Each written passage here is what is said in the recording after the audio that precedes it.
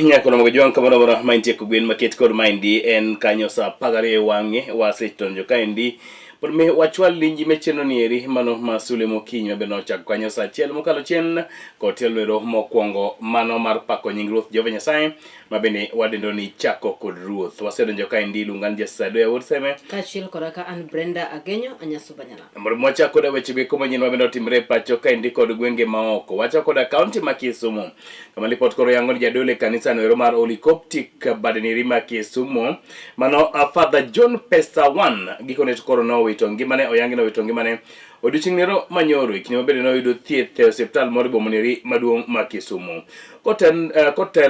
kotenre koda attended duond kanisa no ero giyango ni Father koro no wito ngimane ka jegni 87 kabende osetayo chenro mage mag dolo e kanisa no ero kuom thuolo moktin ni igni 60 ibro paro Father John Pesa kod weche maruogre kod kocha mabende yande ruogre wiye anya to kotenre kod kit alam kata kit dolo mabende negi tayo e kanisa no ero mano ma Holy Coptic Baden no ero ma Kisumu kama kaka weche ne chalo nyakoro mga jwang baba yudi kule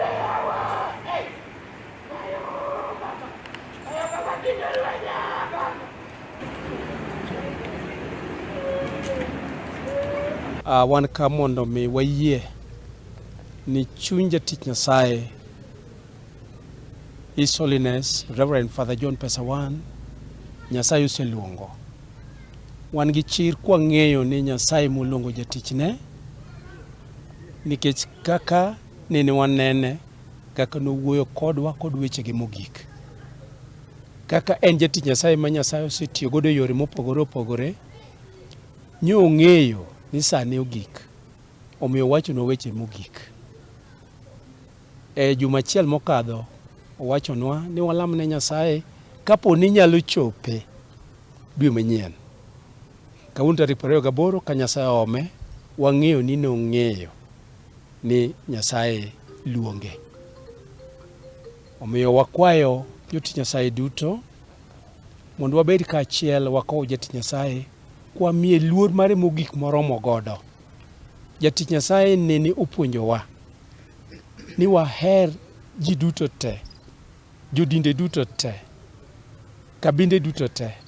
Omiyo warwako oganda duto ni mondo wabi wakow jatich Nyasaye kod kwe manolando. Nyasaye mondo gwedhwa ahinya. Piny Kenya poni koraka lita koraka kuyo kaluwore koraka tho mar jopuonjre maromo 16 mano wito ngimagi e masira makoch mar mach mabende nomuocha mano odiochieng'no manyoro e skul eko mar nyiri mong'ere kaka Utumishi mayudore Gilgil e kaunti ma Nakuru. Kane oloso mano bang' ne limo skulno, jatend migawo mar somo Migosi Julius Ogamba mabende koro nochiwo lipot makamano noyango ni kwan mag nyithindo duto masomo kanyo gin nyithindo maromo 808 kae kuom kwanno nyithindo maromo 16 nowito ngimagi kendo moko maromo 79 ne oyudo hinyruok mopogore opogore. Kata kamano nyithindo maromo 70 ne osegol kendo odok pacho ka bende nyithindo maromo 7 ema pod dhi nyime gi yudo thieth.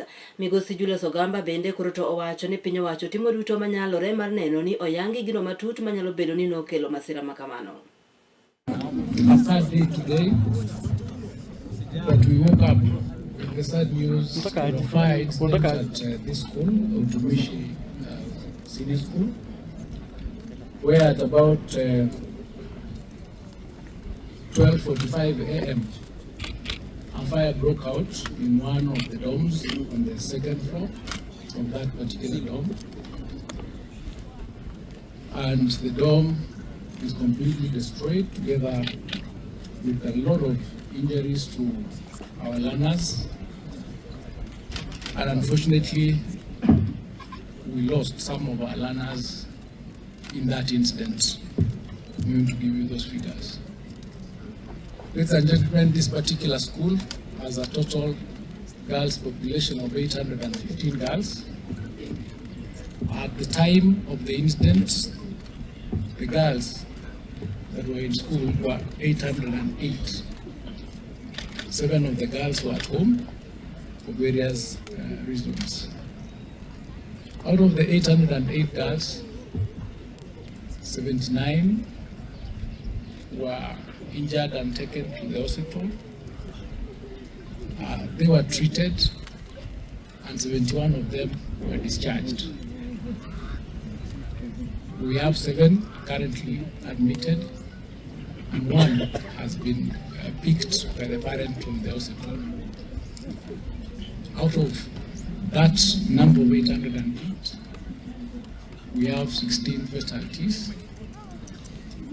whose identities will be identified. The process of accounting will be taking place with our investigators. It's an unfortunate incident. At the time of the fire,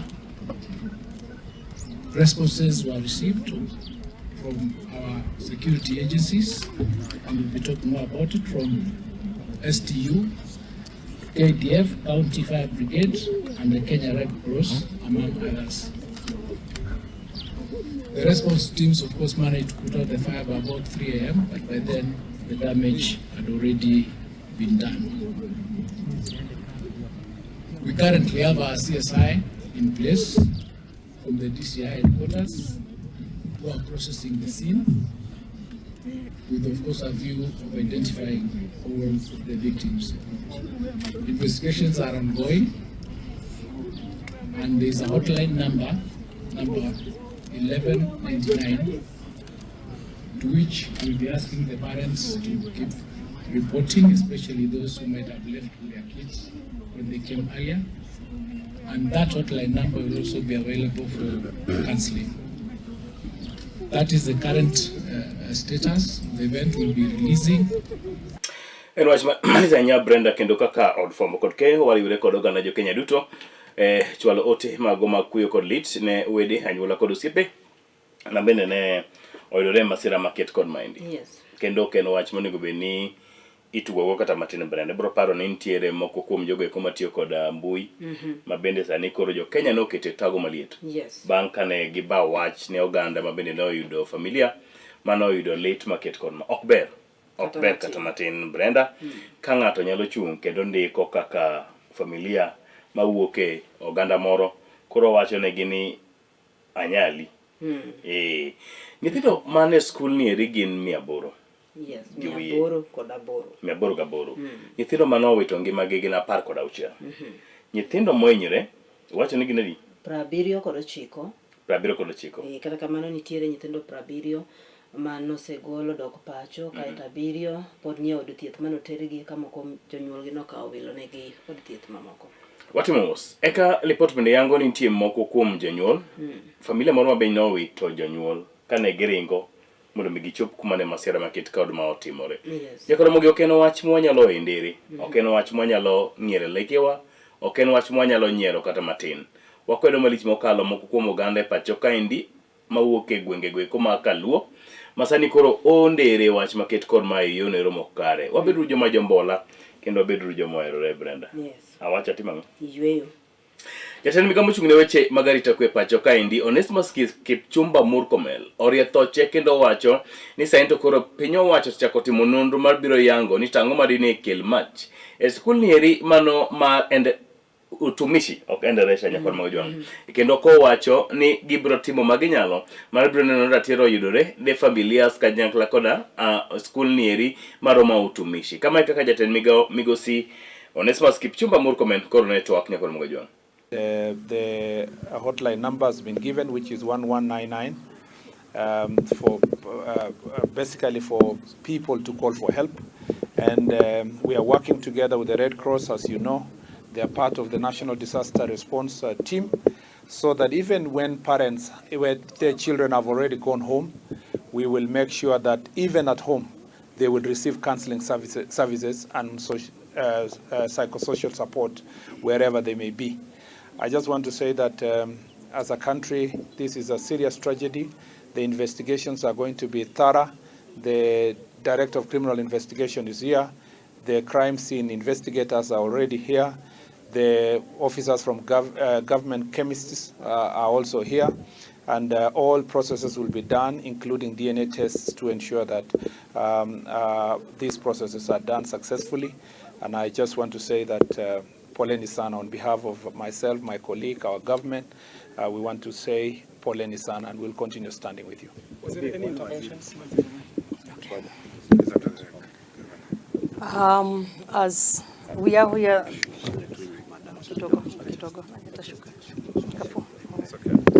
oh, I'm very short. Cannot as me. For Wangari, your disaster. Good morning to all. As we are all gathered here today, it's just a very, very sad morning as we have all woken up to this disaster. And as you have heard from the two cabinet secretaries of Education and of Interior, we are all working together, both the county government as well as the national government, so that we can make sure that we stand in the gap for these parents. It's really a huge disaster that this morning. And what I can see, or what is happening right now, is also the pairing of the parents with the students who are here, so that at least from that point, we are able to then move to the next level. And as the Cabinet Secretary has said, there is also counseling that's happening or that's available here as we continue praying for those in the hospital so that they can heal and providing care and services for them. But also as we continue now to the more difficult part, which is figuring out the ones who have lost their lives, as well as informing the families once we get to that point. So as we stand here, we stand in solidarity with the parents, with the school, with the wonderful people of Kenya, the families and the friends and everybody. And as a government together, we are working to make sure that everything that needs to be done is done. And as you have heard, we also have the Director of Criminal Investigations and his team, because it's also important to get to the bottom of what caused the fire. Bende tend od thieth ma St. Joseph medre gilgil kamano ringe kodaka jopuonjre go mano yudo inyruoke masira mar mach ma utumishi mayudore utumishi ma bende en skund nyiri mayudore kaunti no mana Nakuru koro to yango ni japuonjre moro achiel ne ogol kodaka jonyuolne kendo oter e od thieth machielo kanyaka sani gin kodaka jopuonjre abiro ma bende koro to pod nyime kodaka yudo thieth bende laktare od thiethno oyango ni jopuonjre mamoko ma ingo 70 to no thiedhi kendo no dok pacho. My name is Boniface Motiso. I'm the head of the outpatient department, St. Joseph Rift Valley Hospital. At around 3 a.m. at the hospital, emergency team was woken up by the ambulance sirens. And shortly did we learn that it was about a dormitory fire accident at Utumishi Girls Academy. So we received 69 students, admitted 7 of them. 61 students were treated as outpatient. Then we had 1 student who was picked by a parent for treatment at the hospital of choice. So the rest of the students are being stabilized in the ward, awaiting the definitive management. Yeah, the condition of the 7, the students, it is they have fractures that resulted from jumping from a height. Okay. Yeah. We only one student who had minor burns, treated as an outpatient. Yeah, they were just minor burns. Yeah. Nyakolo mogi kapod wang'iyo mana weche gi kumotenore koda masira no mar mach mabende notimre Utumishi en ni Duond Busia Senero ma DCP kotelne koda jagoro mare mano Migosi John Methu mano senator gigon toro wuok oko kendo dhi nyime kod seyo piny owacho kuom wacho ni gidhengre adhenge tich anyato ng'iyo ratiro kata rito weche gweko mag arita mag nyithindo e skunde gweko ma pacho kaendi. John Methu koro wacho ni tesende gweko makedo kod mach nitie moluoro mana skulno ero, kata kamano ne giyula tich mondo ne ginyalo reso skulno ero e lwet mach mabende ne kakni e kindego eko mabende mach nomuoche skul nyino ero mano ma Utumishi Academy Gilgil. Methu koro wacho ni piny owacho winjore orid weche gweko mag arita kwe anyato ng'ine ratiro mag nyithindo arita margi ojiw e skunde mopogore opogore pacho kaendi mangima. To the great people of Kenya, this morning we've woken up to the sad news of the fire tragedy at Utumishi Academy in Gilgil, Nakuru County. On behalf of the DCP party, on behalf of our supporters across the country and beyond, we send our heartfelt sympathies and condole with the families and parents who've lost their loved ones. We pray for speedy recovery of the injured and those in hospitals. So far, We've been informed that we have lost over 16 girls and about 79 have been injured. This is a great loss to our nation and families who have lost their loved ones. No parent should go through such pain and ordeal. No child deserves to lose their future full of great potential. One death is one too many.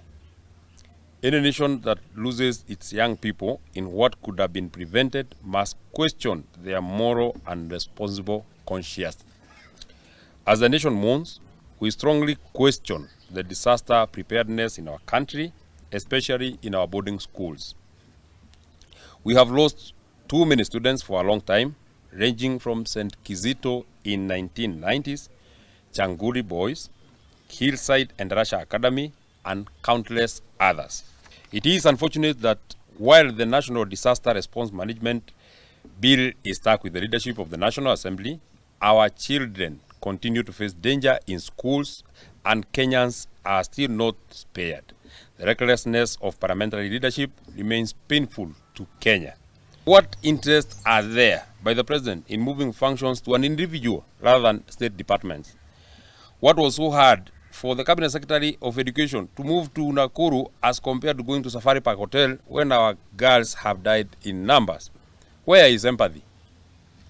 Kenya deserves better. How safe are our schools? If Utumishi Academy could lose 16 girls, yet we have security agencies at a stone throw, how safe are our kids in the other parts of the country? Weche mamoko en jatend piny Kenya Laktar William Ruto koro to yango ni yiero mabiro higa mar 2027 en mano madhi bedo mamuol kendo man gi kwe ka ogolo kwayo makneno oganda ma pacho kae ri mondo mi kik bedi kora kaki ongo kendo kik bedi kora ka luoro moro amora ni yiero makamano biro bedo kora ka tulo. Laktar William Ruto mabiro ne loso kamano e nyasi mar alama koro to golo siem mager ne moko kuom jotelo e pacho kae ri mabende wacho ni osemana bedo ka koro to seyo tulo e kind oganda jopiny kendo gisebedo ka ging'uro weche go eko ma giwacho ni yiero ma iga manyien biro bedo mano koda ka tulo e iye. Laktar William Ruto bende koro to wacho ni Nyasaye ema biro yiero jatelo e pacho kaeri kendo en koda ka geno makende ni yiero makamano biro bedo makare. Between now and the next elections, we will drive the transformation of this country. And we are going to have elections. And they will be peaceful. And there will be no violence. And they will be free and fair. Yes, they will be free and fair. Because what God has decided, no man can change. Yes, so relax. People are in a panic, I don't know. Ile Mungu ameamua ndio itafanyika. Yes. Si namna hiyo. Kama Mungu ameamua Ruto will get a second term, he will. Kama Mungu ameamua vingine, that's what will happen. And we will move on as a country. Yes. So relax. There's no problem. Those who believe they will divide this country, they will not. They will not succeed. They will fail. And fail spectacularly. They will not. Yeah. So, tulizeni boli, hakuna problem. Hii nchi iko sawa. Tasonga mbele. Kenya itafaulu. We will succeed. And we are a great nation, good people. If I had an option and I was given a chance which nationality to be born, I would want to be born a Kenyan. Yes, we have a great country. And just to assure everybody that we will move together and we will build the bridges of friendship and brotherhood and succeed together. Jakono mo ikata goten record nengo modhi mabendo sebedo ko idhe pajo kaendi kinde alam achiel no ero Jatend piny owacho migosi William Ruto owacho ni piny owacho mare osetimo manyalo mar biro neno ni oduok piny nengo mag modhi e pacho kaendi mabedo koda jo Kenya osebedo ka ywak ni dhi mana idho pile ka pile. Ruto koro wacho ni piny owacho mare osetiyo kod omenda mok tin ne milion 28 e neno ni ogan nengo modhi e pacho kaendi kamoting'o twak koda weg nyamburko e pacho kaendi kanyakla koda kembe goeko mabende uso modhi ni mondo mi ginyal neno ka ginyalo duoko piny nengo goeko mag modhi mabende osebedo ka kayo gonde jo Kenya koni kod kocha. Gino nitie ni kapo ni oduok nengo modhi e pacho kaendi to ngima en mano mabedo biro dok piny ne japiny Kenya mabende sani koro gwonyre mana gi pado kendo ywak malich mokalo kotenore koda ngima no ero mabende oidho e pacho kaendi mangima. We had long queues, people in jerrycans looking for fuel from one station to another. We had a serious crash on our dollars. We had a serious, in fact, the first team that I met when I was declared president was oil marketers, because we had a crisis. And I explained to them how, if we are reckless about subsidies, where the country went. In fact, for a whole year, we had to pay close to 160 billion Kenya shillings that had been used for subsidies without fuel. And I told them, we must be students of history and experience. We don't want to repeat mistakes. And I explained to them that today we have fuel in all our petrol stations, unlike other countries. Today, the Kenya government is subsidizing fuel. The actual price of diesel should be 273. It is 232. We're subsidizing 40 plus shillings for every liter. We've spent 28 billion shillings in the last 2 months. And we've done it with prudence. And even the crisis on fuel, we not only have a short-term plan, but we have a long-term one as well. We have found the mechanism how to get our fuel in Turkana and those in the rest of the region to be refined here in our region. When I sent my team about 6 months ago to look around, they came across Aliko Dangote and what he's doing. They came back to me, and I reached out to President Museveni, and I have reached out to colleagues in this region, and we have agreed. And this year, we are going to start building the refinery here. I had a chat with Mr. Dangote yesterday, and he was telling me how much resistance has been built by the people we are buying fuel from now, because they want us to continue buying their fuel. You know? So, but we have to make those decisions that will change our country. Ogai mar duond buch siasa mar ODM mano Laktar Oburu Oginga mabende en senator e kaunti ma Siaya ogolo kwayo makende ne jotelo ma pacho kaeri mondo mi koro to were koda ka ywaruok kaka achiel koda ka sigu manono to gineni gikelo kwe e kindgi giwegi motelo ne yiero maduong' mabiro e higa mar 2027. Jatelo no bende koro to oyango ni moluor mosenindo migosi Raila Amolo Odinga ne otiyo matek mar neno ni okelo kwe e pacho kaeri ka ogolo kwayo makende ne jotelo duto bende mondo mi koro to ne ni onyayo kwe kendo owere koda ka weche goeko mabende nyalo kelo pogruok e kind oganda. I must say that this word reconciliation and love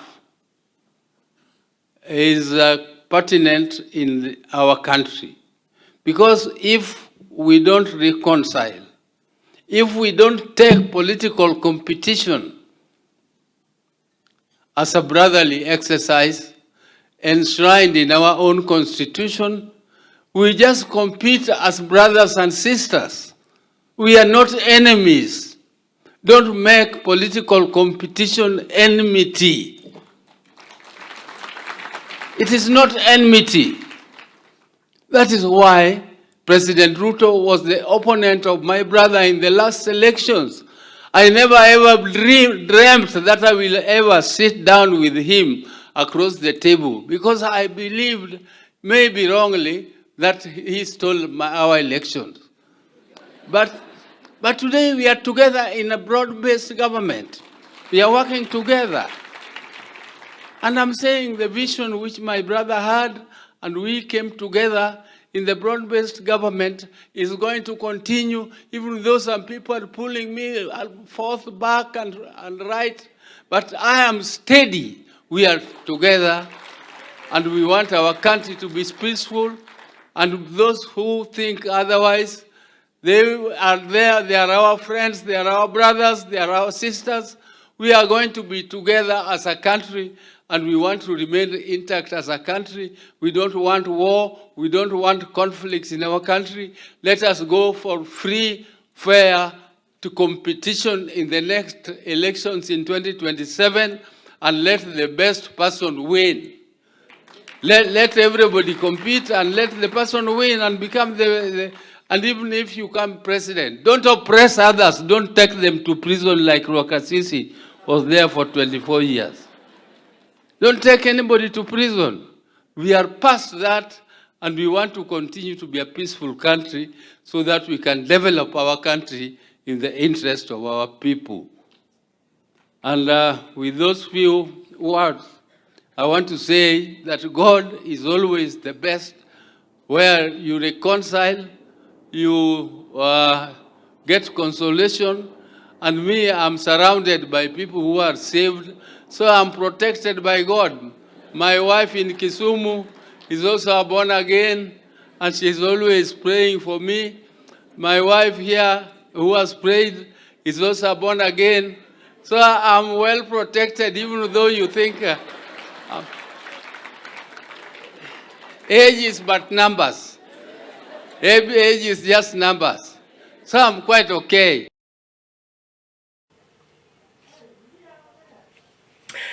Jakoro mga jompo dwari nyime kod kwayo ote mar lit kod kuyo ne oganda jo Kenya duto ma bende ne oyudo lit e kotende koda tho ma bende oseyudo kotimre skunde mopogore opogore pacho kaendi. Wacho ni mar endara cha be pod nie pachi Brenda. Watimo negi mos nyakoro mga jwang. En wach ma ok wanyal bede koda mor kata matin. Kata kamano gi kanyo be mwachopo go e giko mar weche manyien ko ben maket kod maendi. And Friday. Friday mood? Yes. Huh? Producer Mara Wevin, wanda gimomiyo kawuono and hype. Weekend ochopo, and weekend, Friday. Yakoro majuang kamoro moro mantie. Good morning. Wagina nuru makare kamoro moro monti. To giko dira ichano nango nyamama. Dira ni? Kiny to koro wan. Karo mo kawuono sadi to rwako. Rwako sabato from sa 12 odhiambo. Sa 12 odhiambo. Koro ok chiem. Sabato maro wako lakini wachiemo chien lakini ngo beni to chiemo no inosete. What ni onego? Manyiso ni in kakori to kobedga onego nyiso ni ichemega pile. Kato chik. Kadang ari ambe mbele Nyasaye onego lakini kalore gi kaka mag piny chalo. Mag piny. Chuni ni ted gutien. Nataka atedu gokinyi. Yati adwe ni aiketo gini. To kinyi ngeso. Koni ngo bena tedu. Koro bira kato wadolo gokinyi. To idhi iluongo ni St. What? Koso kulungu kan St. Moro man milimani cha. Iluongo ni? Iluongo ni Better Living. Better Living. Mano ma milimani Kisumu. Yes. To idhi bura. Bura ma Jumapili? Ukanya leo. Oh. Wach ni jo. Adhi kaka jafuambo. To kata japiny wan baba ma jo ODM. So. To ngin gi kura. Wabiro jo ODM. Tinge kumilinge. Kura to ingo. Kura tango. Party mari bi ngini gi chunyi ka. Jatend piny owacho mi dhi yiero bi ng'e. Bang'e. MP. Bang'e. Governor. Bang'e te. MCA. Senator. Woman rep. Yes. Duto ng'e. Ang'e. Maiso Brenda ni kapok ibedo jafuambo ibedo dhano. Kabisa. Bang' bedo dhano tibedo ni wuok e community moro. Obed asego ridore olo mwalo obed kude. Eche gweng' chen wacho ndungo ni god nyithindo koso. God nyithindo. Kya god nyithindo? Pok awinjo malo. God nyithindo nitie Migori County though. Pok awinjo. Nyaka onding' mon. Onding' mon tasewinjo. To god nyithindo be nitie. Mon chendo be nitie. Migori gocha tiegwe muri mon chendo. To gichendo dier. Mimi niko na mon chendo na pinyi. Tachuo. Tachuo bae. To mon chendo. Chendo. Ono wacho ni kapok ni bedo jafambo, ibedo dhano. Yes. Kendo kapok kisebedo dhano, ibedo nitie community miwuoke. Kisebedo nitie community miwuoke. Community nitie gik ma gi believe in. Yes. Be it political, spiritual, you're part of them. Yes. True or false? True. Yeah, koro kata ing'eyo kata ija DCP, ija ODM, ija UDA, ija mane kendo. Ilinda Mwananchi, ija Safina Party, mago duto kuma wantie nyaka kod Mojwang. Safina no chalo ni ber kina donje. Ni winjo ni Safina na Safina pesa. Yeah, that was their slogan. Safina pesa. Safina pesa. Nyaka mogi watieko chenro wakawo yweyo. Mokwongo. Gimoro ni wadonje Friday ni kendo mi ade tieko chenro gokinyi mondo wewe ng'ie malich kocha. Nadwa tieke at 6:31 yawa. Odier no to koro bedo nade. Wadugo kod noro mar oboke nyaka mag Jwang to ageno twak koda ji oganda mopogore. Nyasaye konyalonwa moko kuom wang' watwago yor sime gipimnwa ni weekend dhi bedo nade nyaka mag Jwang. Yes. Ungan Justice Adea Wood Seme. Kachiel koda kan Brenda Genyo anyasuba nyana.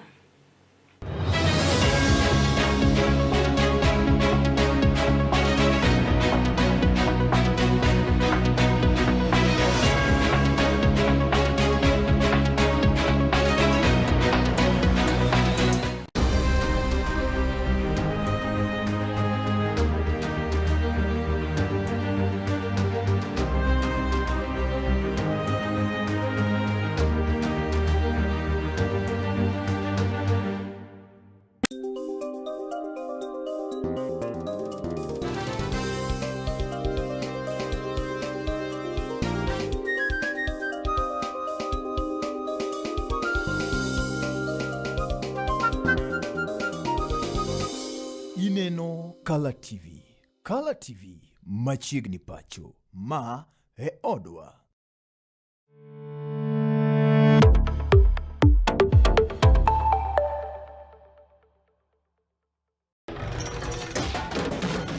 Tok bedo kod odiochieng' marabora e sikunde ka iduogo pacho, yud thuolo mar kweyo pachi kendo bedo gi mor e chenro mar Bang School.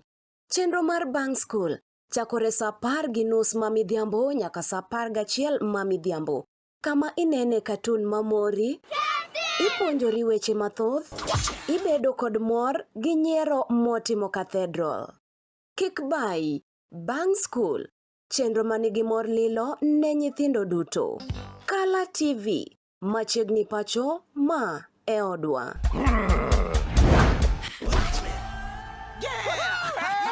I've fallen and I can't get up.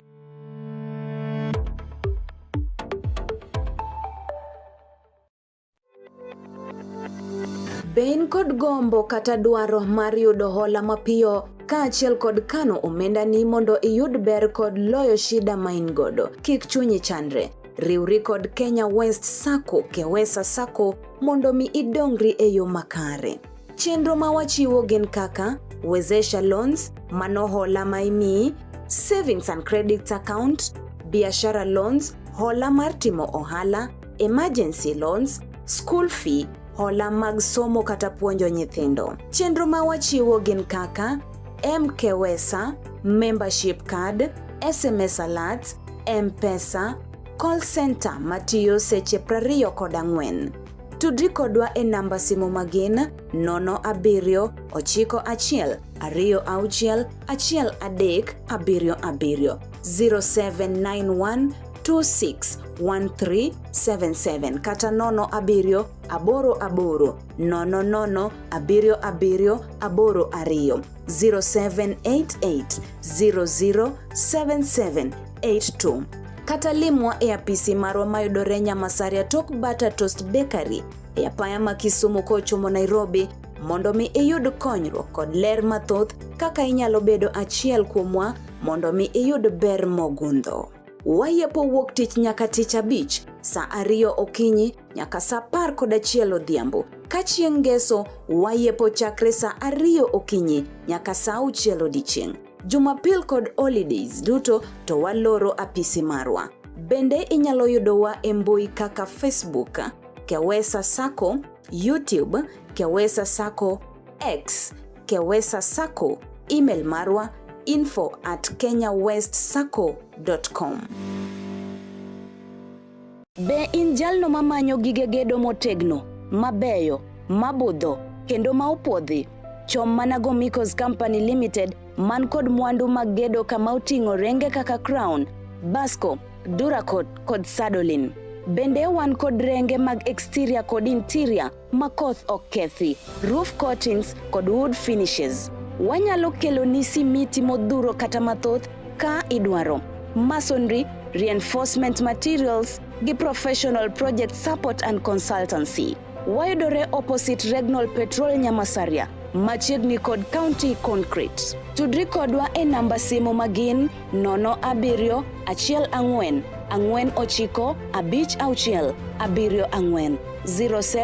14 49 56 74 0714 495674 kata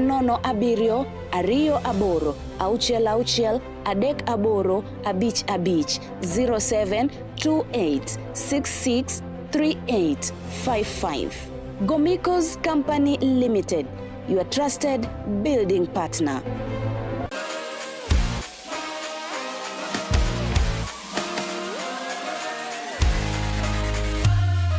Komuch to wan kode duoko mag tuke mopogore opogore, jotugo motimogi, kuonde mag timogie, to gin tuke magi mabiro.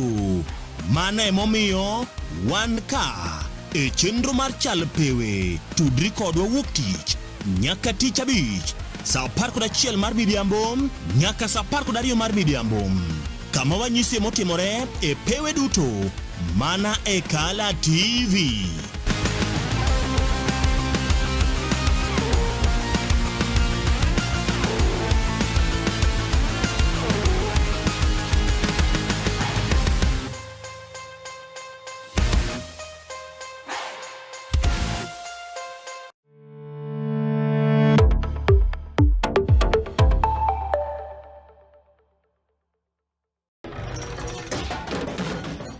Bedo kod odiochieng' marabora e sikunde ka iduogo pacho, yud thuolo mar kweyo pachi kendo bedo gi mor e chenro mar Bang School.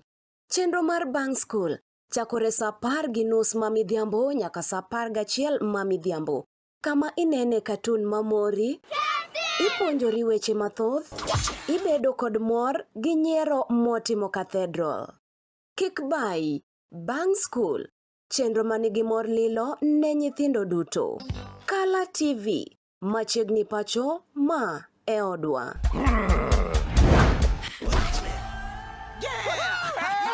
I've fallen and I can't get up.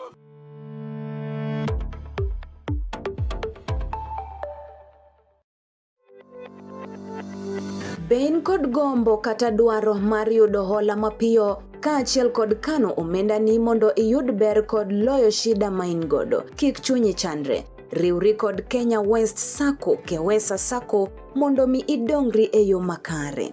Chenro ma wachiwo gin kaka Wezesha Loans, mano hola ma imiyi, Savings and Credit Account, Biashara Loans, hola mar timo ohala, Emergency Loans, School Fee, hola mag somo kata puonjo nyithindo. Chenro ma wachiwo gin kaka Mkewesa, Membership Card, SMS Alerts, M-Pesa, Call Center matiyo seche 24. Tudri kodwa e namba simu magin 07 91 26 1377 0791 261377 kata 07 88 00 7782 0788 007782 kata limwa e apisi marwa mayudore Nyamasaria tok Bata Toast Bakery e apaya ma Kisumu kochomo Nairobi mondo mi iyud konyruok kod ler mathoth kaka inyalo bedo achiel kuomwa mondo mi iyud ber mogundho. Wayepo wuok tich nyaka tich abich saa 2 okinyi nyaka saa 11 odhiambo. Ka chieng' ngeso wayepo chakre saa 2 okinyi nyaka saa 6 odiechieng'. Jumapil kod holidays duto to waloro apisi marwa. Bende inyalo yudowa e mbui kaka Facebook, Kewesa Sacco, YouTube, Kewesa Sacco, X, Kewesa Sacco, email marwa info@kenyawestsacco.com. Be in jalno mamanyo gige gedo motegno, mabeyo, mabudho, kendo ma opodhi? Chom mana Gomikos Company Limited man kod mwandu mag gedo kama oting'o renge kaka Crown, Basco, Duracot kod Sadolin. Bende wan kod renge mag exterior kod interior makoth ok kethi, roof coatings kod wood finishes. Wanyalo kelo ni simiti modhuro kata mathoth ka idwaro.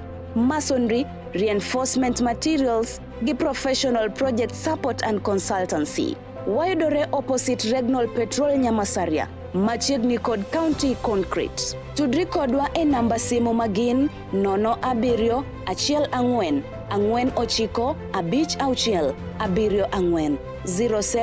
14 49 56 74 0714 495674 kata 07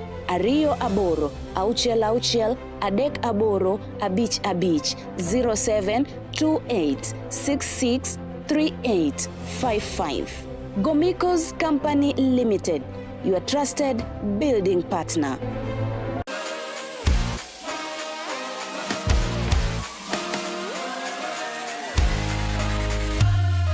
Komuch to wan kode duoko mag tuke mopogore opogore, jotugo motimogi, kuonde magitimogie, to gin tuke magi mabiro.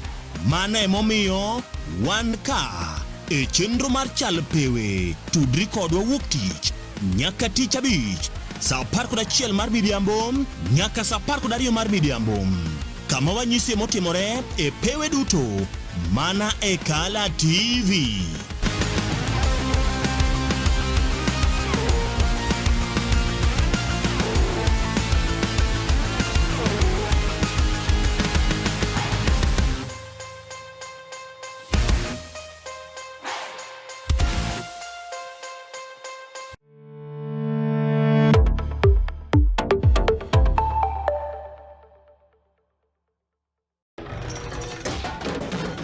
Tok bedo kod odiochieng' marabora e sikunde, ka iduogo pacho, yud thuolo mar kweyo pachi kendo bedo gi mor e chenro mar Bang School. Chenro mar Bang School chakore saa 10:30 ma midhiambo nyaka saa 11 ma midhiambo. Kama inene katun mamori, ipuonjori weche mathoth, ibedo kod mor gi nyiero motimo Cathedral. Kik bai, Bang School, chenro manigi mor lilo ne nyithindo duto. Kala TV, machiegni pacho ma e odwa.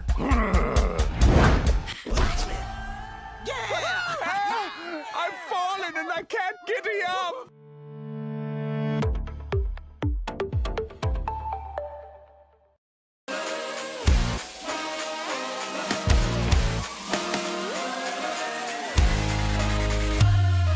Komuch to wan kode duoko mag tuke mopogore opogore, jotugo motimogi, kuonde magitimogie, to gin tuke magi mabiro.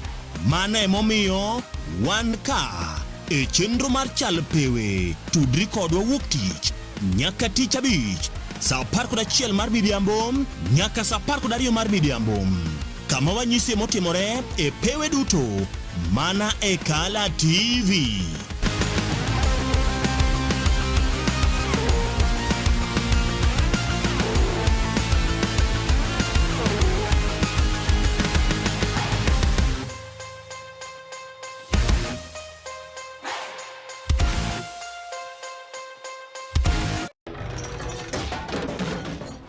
Bedo kod odiochieng' marabora e sikunde, ka iduogo pacho, yud thuolo mar kweyo pachi kendo bedo gi mor e chenro mar Bang School. Chenro mar Bang School chakore saa 10:30 ma midhiambo nyaka saa 11 ma midhiambo. Kama inene katun mamori, ipuonjori weche mathoth, ibedo kod mor gi nyiero motimo Cathedral. Kik bai, Bang School, chenro manigi mor lilo ne nyithindo duto. Kala TV, machiegni pacho ma e odwa.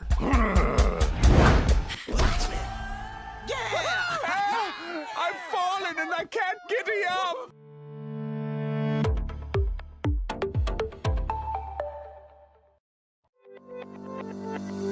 Ben kod gombo kata dwaro mar yudo hola mapiyo kaachiel kod kano omenda ni mondo iyud ber kod loyo shida ma in godo. Kik chunyi chandre. Riwri kod Kenya West Sacco, Kewesa Sacco mondo mi idongri e yo makare. Chenro ma wachiwo gin kaka Wezesha Loans, mano hola ma imiyi, Savings and Credit Account, Biashara Loans, hola mar timo ohala, Emergency Loans, School Fee, hola mag somo kata puonjo nyithindo. Chenro ma wachiwo gin kaka Mkewesa, Membership Card, SMS Alerts, M-Pesa, Call Center matiyo seche 24. Tudri kodwa e namba simu magin 0791261377 0791261377 kata 0788000082 0788007782 kata limwa e apisi marwa mayudore Nyamasaria tok Bata Toast Bakery e apaya ma Kisumu kochomo Nairobi mondo mi iyud konyruok kod ler mathoth kaka inyalo bedo achiel kuomwa mondo mi iyud ber mogundho. Wayepo wuok tich nyaka tich abich saa 2 okinyi nyaka saa 11 odhiambo. Ka chieng' ngeso wayepo chakre saa 2 okinyi nyaka saa 6 odichieng'. Jumapil kod holidays duto to waloro apisi marwa. Bende inyalo yudowa e mbui kaka Facebook, Kewesa Sacco, YouTube, Kewesa Sacco, X, Kewesa Sacco, email marwa info@kenyawestsacco.com. Be in jalno mamanyo gige gedo motegno, mabeyo, mabudho, kendo ma opodhi? Chom mana Gomikos Company Limited man kod mwandu mag gedo kama oting'o renge kaka Crown, Basco, Duracot kod Sadolin. Bende wan kod renge mag exterior kod interior makoth okethi, roof coatings kod wood finishes. Wanyalo kelo ni simiti modhuro kata mathoth ka idwaro. Masonry, reinforcement materials gi professional project support and consultancy. Wayudore opposite Regnal Petrol Nyamasaria, machiegni kod County Concrete. Tudri kodwa e namba simu magin 0714495674 0714495674 kata 0728663855. Gomikos Company Limited, your trusted building partner.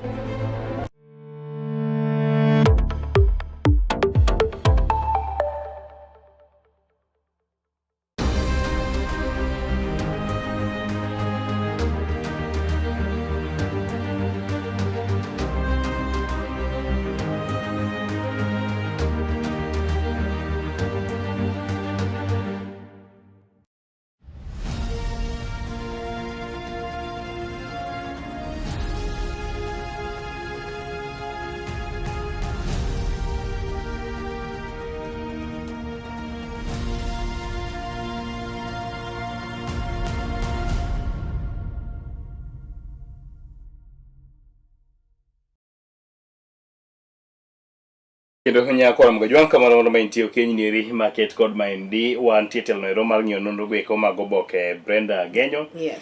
Kendo nyakwa mgajwan oboke mabendo sechopono kaendi en mano mar The Standard Today. Kata kamano oboke nero mano mar Daily Nation pod ni yo biro kaponi ang'o biro kapod wan kod kinde ang' wanyisu mago mantie oboke nero mano mar The Nation Today. Oboke neri mano mar Standard nyakwa mgajwan wach maneno kodhi nyime kama duong'. Gin tipo gweko mag jonyuol gweko mano ma skul sekondar no ero mano ma Utumishi Academy mabende yudore gweko mag Gilgil. Gilgil ni Utumishi Girls, Utumishi High School. Utumishi awacho ni Academy. Tungena Academy. Is it a public school? It's not. Okay. Utumishi Academy mabende yudore. Melvin will tell you ni an academy. Melvin confirm for me ni an Utumishi Academy ka ekori kono. Mabende yudore Gilgil. Gilgil ni Nakuru. Yes, Gilgil is Nakuru County. Yeah. So I was not wrong. No kanyo ka team mar Susan Kihika. Kihika. No woko komodo minegi tem hoyo chuny joma ne oyudo masira e kinde masira maket kon mano. Brenda, what do you think? Some parents were uncontrollable. Ng'ato nyalo wacho ni mana kapok irwako wuoche no ka samoro disegi. I think it was understandable, being that Maggie manochakore in the wee hours in the morning. And then nyaka sa uchiel mar otieno, just as poko me any information, nyathini pok ineno, you don't know what is happening. Kani nyalo ng'iyo clips go bila ne wanawazungushwa tu, no, at first no tamgi nyaka donje school, ketu gi kocha. Maybe they were supposed to allow the parents to donji, maybe the crowd, tunegi nyalo weyo oko. Some parents were just being anxious and okinyal control it. You just you want to know. Parents wanted to know what is happening, but information malongo mane miyogeno was the problem. Yes. Again, people are complaining ni why the body is no bed or kanyo for all those hours. By the way, not very good. Yeah. Like the whole day, gimano timore gutieno ma piny ru ma the whole day. What were they doing with the bodies there? We don't know. Ang'ma nitimo kod ringre nyithind utumishi e sul kanyo. Piny owacho ni kod bade kendo ne nyalo safirisha mwili giki ma piyo piyo manyalore mondo reservation otimre ochakore. Ne gisewito ngimagi lit kendo lit ne wuon go. Lit machwe remo. To kata kamano jonyuol ne okale matek kabisa. Kendo watimo mos ne moko kuom jonyuol kata familias mabende ne odhi nyime kendo wito nyaka jonyuol. Tie janyuol mabende ne orodhne masira mar wang' apaya. Kane en eyo odhi chopo mondo mi ogo wang' gima notimre ne nyathine e sikul nyirino ero mano ma utumishi. Aneno kanyo tipo mopogore opogore nyakolo mago jong mago mag DCI ntiere kanyo, tipo goeko mag jo Red Cross ntiere kanyo, county government no ero mano ma Nakuru bende ntie kanyo, gitimo ma ginyalo. Tie janyuol ma bende koro ne obedo overwhelmed kendo ne ok onyal pando lit ma bende ntiere ge chunye. Heart-wrenching moment. Another dormitory fire, another national tragedy that Kenya has witnessed too many times before. From Bombolulu to Kiaguli, Moi Girls to Endarasha School. School fire continues investigation are launched, reports written and promises made, yet little changes. Parents sent children to school. Skip Kamoro. Help me read. School fire continues to expose dangerous circle of negligence, weak enforcement, and ignore safety warnings. Investigations are launched, reports written, and promises made, yet little changes. Parents send children to school expecting safety, not death traps with locked exits, overcrowded dormitories, and inadequate firefighting equipment. Authorities tasked with the inspecting and enforcement must answer for repeated failures. Kenyans do not lack policies on school safety. It lacks accountability. Yes. Iwacho gimoro etelo mokwongo ni chal ka gima e school ni nitie mana kod dhot achiel mane nyithindo nyalo wuogo. Kaka nyathi moro bende ne wache video moro nyakoro mogo jwang'. En ni en wach malich ni skunde wasani koro koket rang'iny makare ahinya to mago mag ji giwegi. Kaka nyithindo nyalo escape. King'e the windows nok nyalore. Windows ginyal chikre. They're grilled. Why are the windows grilled? Why are the doors shut? And maybe I know kaka other schools shule nyini likunga tunakunga na matrons. I don't know, was there a matron in this school? Benentie ng'at maduong' manen nindo gi nyithindogi. That's the big question you need to ask. Because if there is a matron, then maybe something help do biro kapoko di madbora hivi. Penye maduong' nyakoro moga jwang' en ni wabro wito nyithinda di skunde di mwageno mondo mi owang' e ka piny owacho bro kawo kare mondo mi orit ngima nyithindo e skunde mopogore opogore magintie. To Brenda bro paro ni thothne skunde gi ma mach muochie manego nyithindo gin mago mag ji giwegi, without fear or favor. Number one, iluonge ni Hill School and Endarasha Hills. School mar ji giwegi. Utumishi Academy, school mar ji giwegi. Nyithi jo Kenya bro tho adi eka wakawo okang' kaka piny owacho mondo mwane ni waketo e chik kendo waketo e tim chikego eko ma bende ade oseketi kod lai mag 10 migawo mar somo nyakod moga jwang'. Itenero mar ariyo en ni why you should brace for more school fire under state watch. Can we be together? Yes. Yes.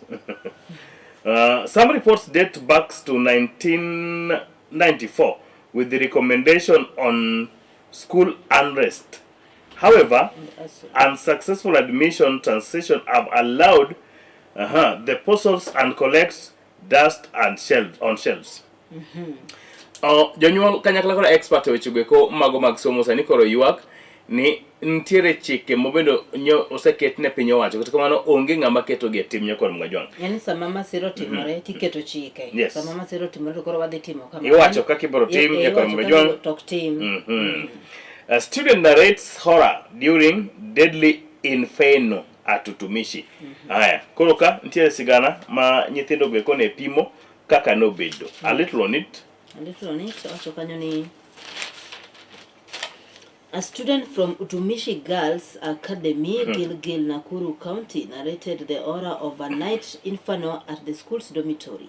She said since Wednesday was a holiday, the learners went to the dormitory earlier and usually observe the weekend timetable. We went to sleep at 9 p.m. after refreshing ourselves. However, at around midnight, someone shouted for everyone to leave their cubes because the dormitory was on fire. She said, confused, the hundreds of students did not know what to do. While some scampered for safety, others screamed for help, and others suffocated. By the time she left her bed, the fire had covered their cube. By the time I was leaving the bed, the fire had covered the hallway of cube 6 and cube 7, and we could not get to the door, she said. Forced to return to the safe side of the cube, the student said some started suffocating as smoke shocked them. She said amid the confusion and trauma, they were forced to open the window and jump. Our cubes were in the first floor, but we had no option but to jump. When I hit the ground, I could not feel my hands and legs, she said. Ije nero maradek en mana wachachel nero mano ma Utumishi disaster kanyuma masira nolwar kuom jonyuol jo Kenya keneno wach maliti gelet mapokodo na nyakon Mwajwang. Country grieves as 16 students dies in dome fire. Mani basomo ite marariyo ite maradek na wach nero mano ma disaster kata midhiero mabende nogore kuom nyithindo kod jo Kenya skul nero mano ma Utumishi Academy county nero mano Nakuru. Tipuntie kanyo mar jatend migao mochung' ne weche mag somo Migosi Julius Migoso Gamba, jatend migao mochung' ne weche mag arita kwe mano Migosi Kipchumba Onesmus Murkomen, tipuntie mar jonyuol mabende koro ne ywaka koni kod kocha, apisas mopogore opogore kane donjo e sikul no ero mano mar Utumishi mar biro rango ni to ang'o manotimore e sikul no ero. Requiring dome fires reveals years of safety failures.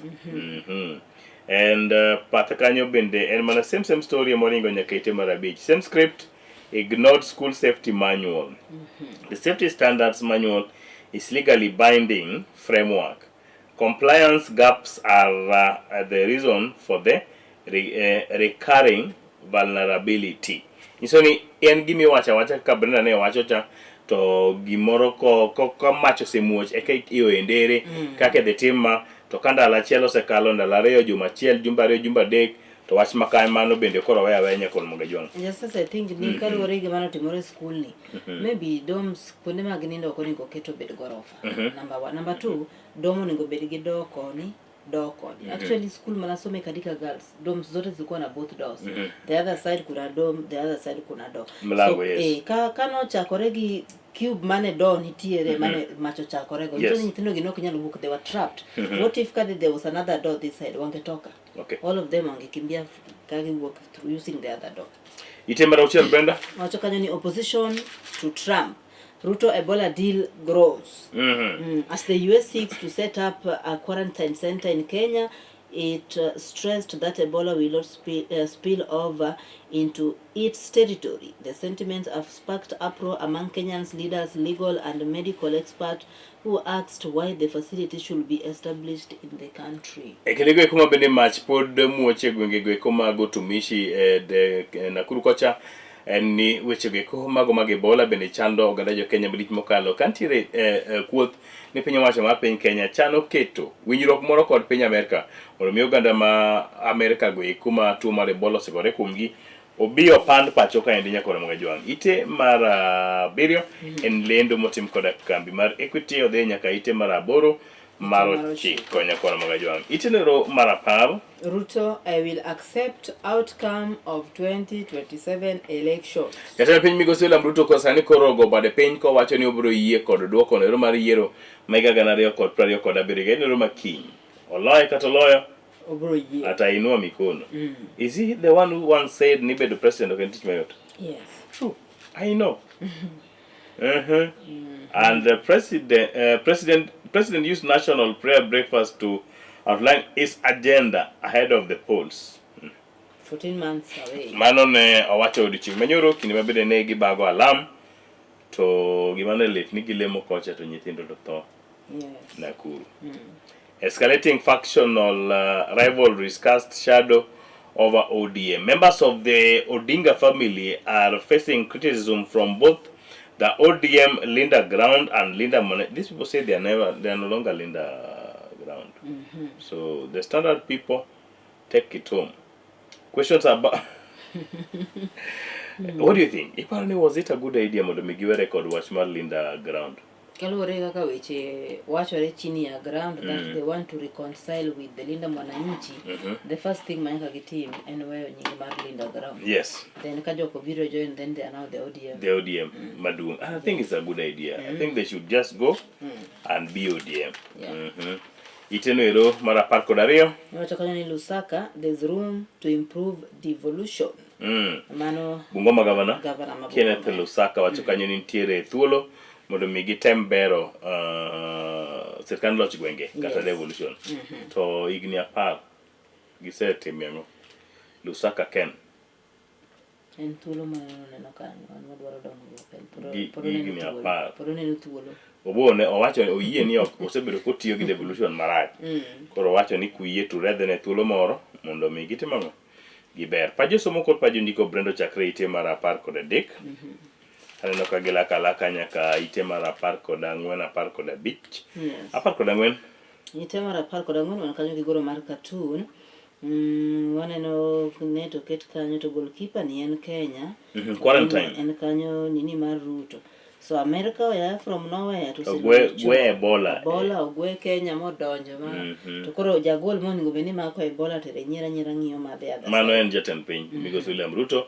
En monego bed no kedo oweyo Ebola donje pacho to neno. Ebola ne igwene jo Kenya gi piny America. Jasa singi gimara wache Ebola ni. The deal was already made. Gimomiyo jo Kenya ng'i gini en statement manogol gi piny America. That is wrong. Do you support court ruling on teenage sex?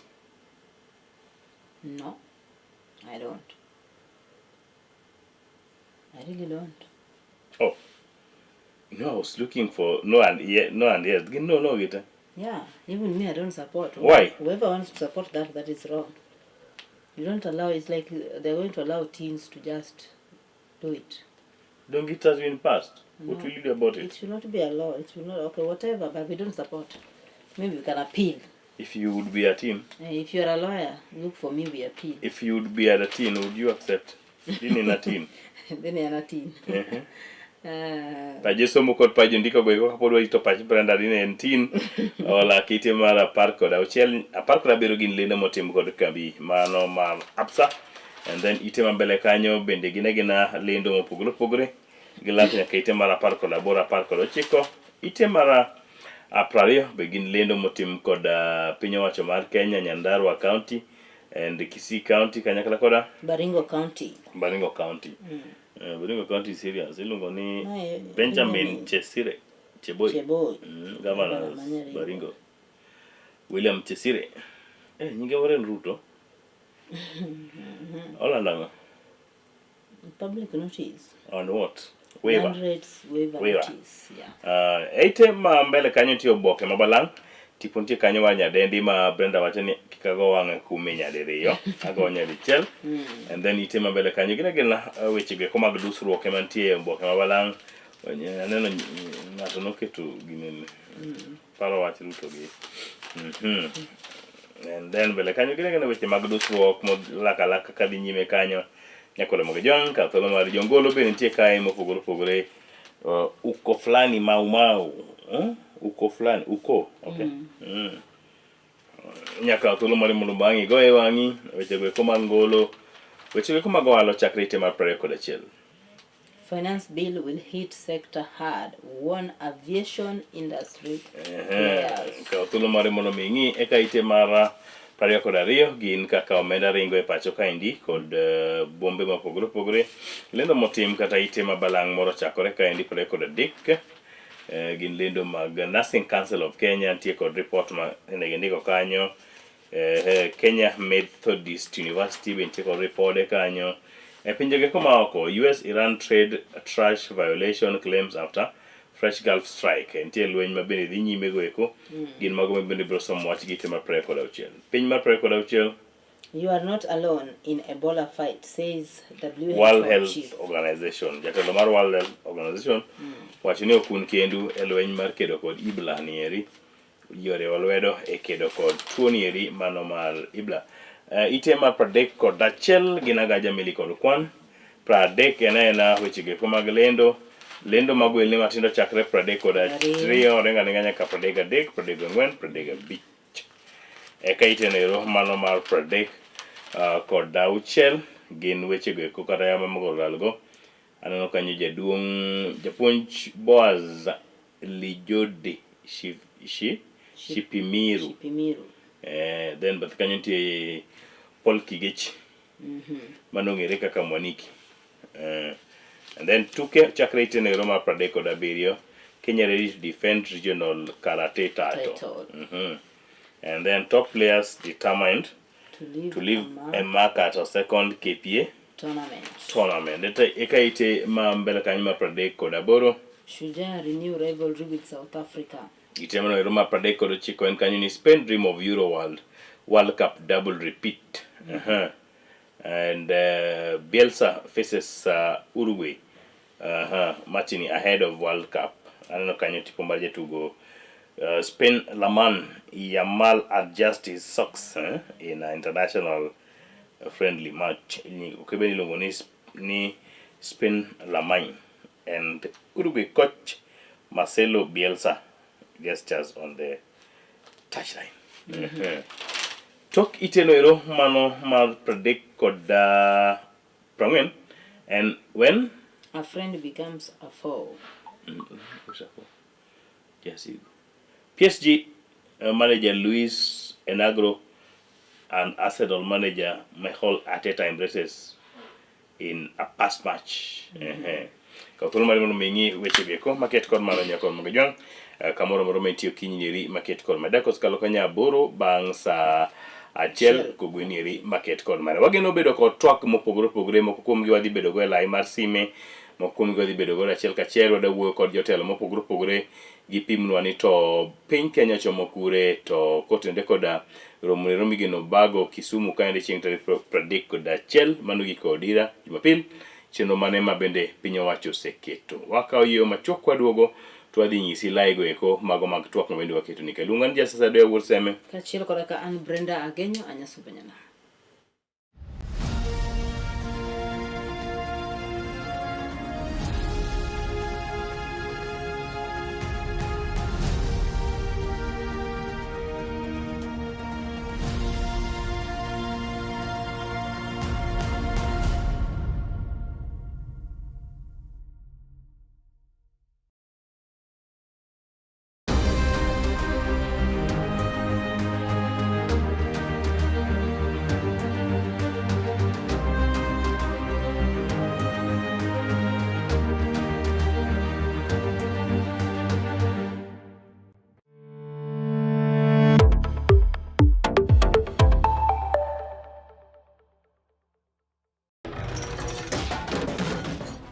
Bedo kod odiochieng' marabora e sikunde ka iduogo pacho, yud thuolo mar kweyo pachi kendo bedo gi mor e chenro mar Bang School.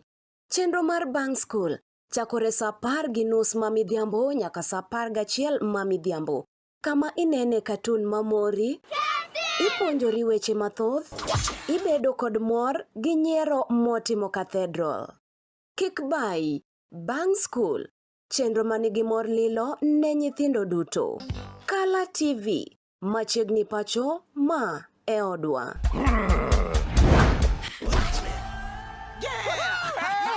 I've fallen and I can't get up.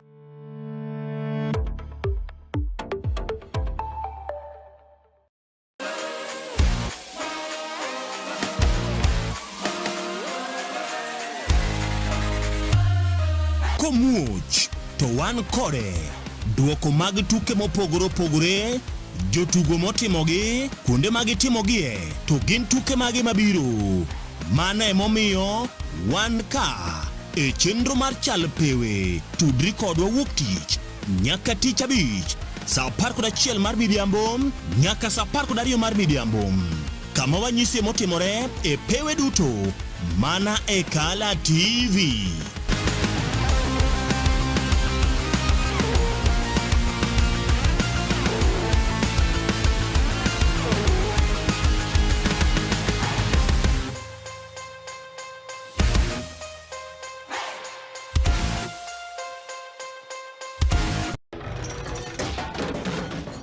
Bedo kod odiochieng' marabora e sikunde ka iduogo pacho, yud thuolo mar kweyo pachi kendo bedo gi mor e chenro mar Bang School. Chenro mar Bang School chakore saa 10:30 ma midhiambo nyaka saa 11 ma midhiambo, kama inene katun mamori, ipuonjori weche mathoth, ibedo kod mor gi nyiero motimo Cathedral. Kik bai, Bang School, chenro manigi mor lilo ne nyithindo duto. Kala TV, machiegni pacho ma e odwa.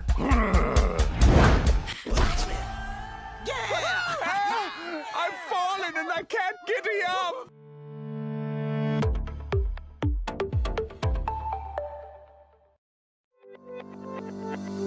Ben kod gombo kata dwaro mar yudo hola mapiyo kaachiel kod kano omenda ni mondo iyud ber kod loyo shida ma in godo. Kik chunyi chandre. Riwri kod Kenya West Sacco, Kewesa Sacco, mondo mi idongri e yo makare.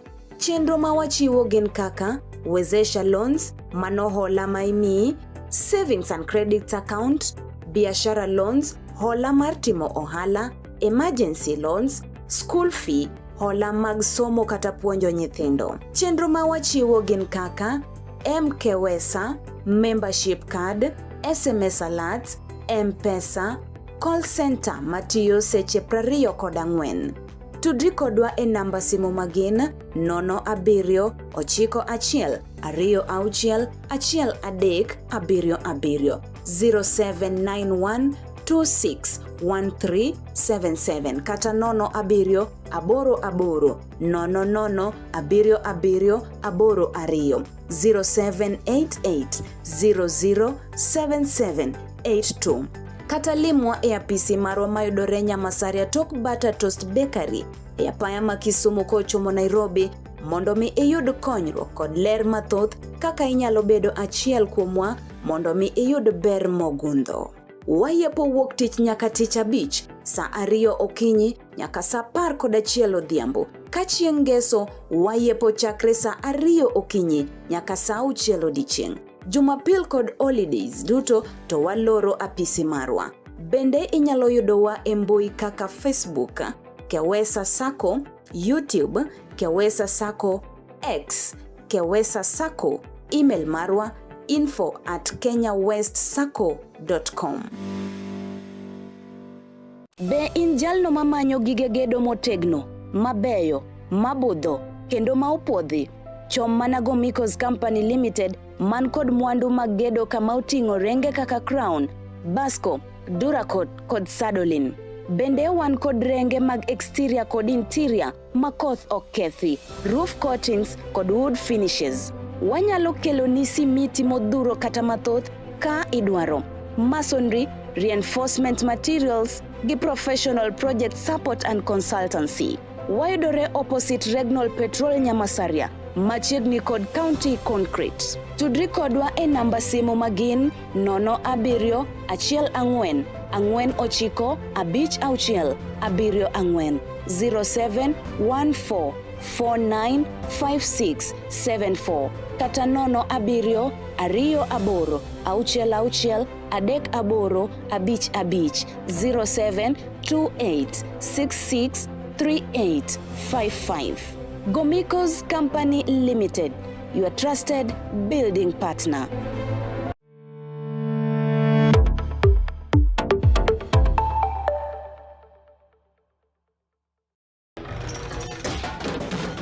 Tok bedo kod odiochieng' marabora e sikunde ka iduogo pacho, yud thuolo mar kweyo pachi kendo bedo gi mor e chenro mar Bang School. Chenro mar Bang School chakore saa 10:30 mamidhiambo nyaka saa 11 mamidhiambo. Kama inene katun mamori, ipuonjori weche mathoth, ibedo kod mor gi nyiero motimo Cathedral. Kik bai, Bang School, chenro manigi mor lilo ne nyithindo duto. Kala TV, machiegni pacho ma e odwa.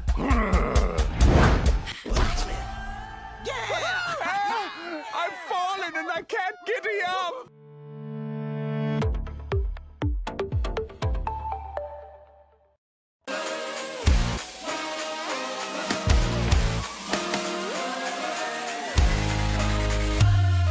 Komuch to wan kode duoko mag tuke mopogore opogore, jotugo motimogi, kuonde magitimogie, to gin tuke magi mabiro. Mano emomiyo wan ka e chenro mar chal pewe, tudri kodwa wuok tich nyaka tich abich saa 11 mar midhiambo nyaka saa 12 mar midhiambo. Kama wanyisi motimore e pewe duto mana e Kala TV.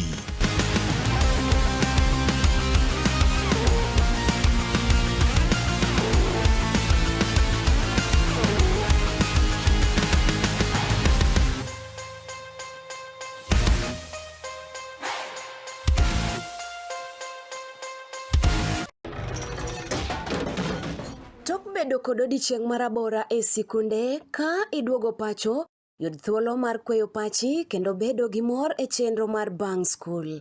Chenro mar Bang School chakore saa 10:30 mamidhiambo nyaka saa 11 mamidhiambo. Kama inene katun mamori, ipuonjori weche mathoth, ibedo kod mor gi nyiero motimo Cathedral. Kik bai, Bang School, chenro manigi mor lilo ne nyithindo duto. Kala TV, machiegni pacho ma e odwa.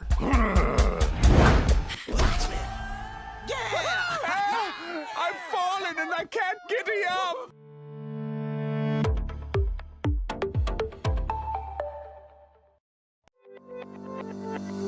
Ben kod gombo kata dwaro mar yudo hola mapiyo kaachiel kod kano omenda ni mondo iyud ber kod loyo shida ma in godo. Kik chunyi chandre. Riwri kod Kenya West Sacco, Kewesa Sacco, mondo mi idongri e yo makare.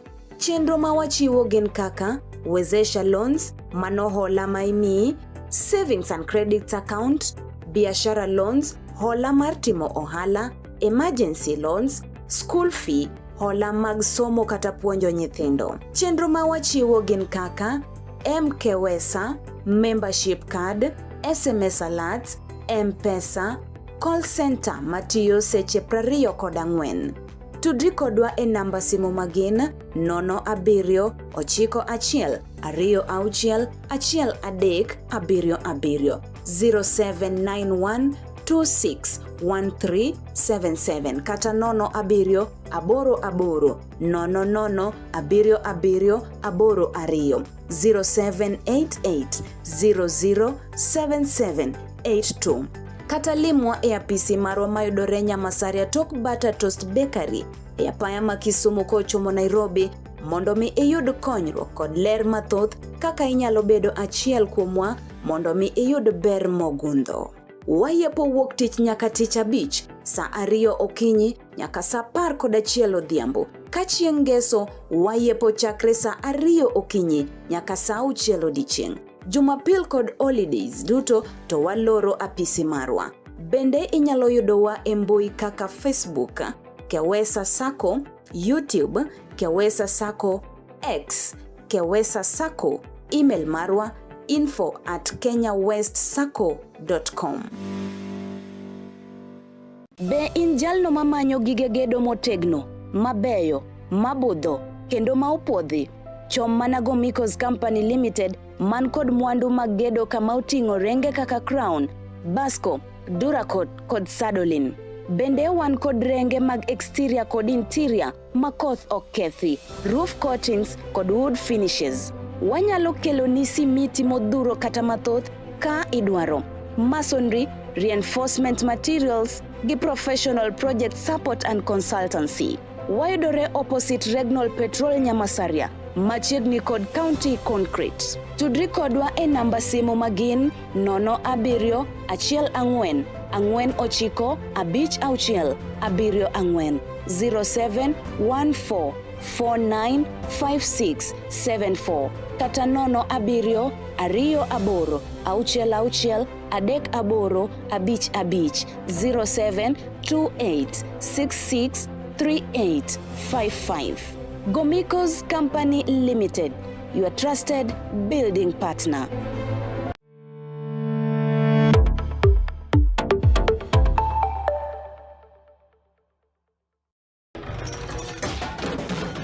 Tok bedo kod odiochieng' marabora e sikunde ka iduogo pacho, yud thuolo mar kweyo pachi kendo bedo gi mor e chenro mar Bang School. Chenro mar Bang School chakore saa 10:30 mamidhiambo nyaka saa 11 mamidhiambo. Kama inene katun mamori, ipuonjori weche mathoth, ibedo kod mor gi nyiero motimo Cathedral. Kik bai, Bang School, chenro manigi mor lilo ne nyithindo duto. Kala TV, machiegni pacho ma e odwa.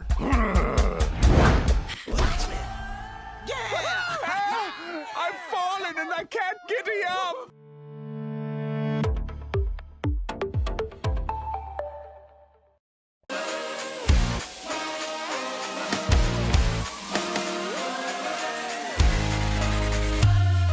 Komuch to wan kode duoko mag tuke mopogore opogore, jotugo motimogi, kuonde magitimogie, to gin tuke magi mabiro.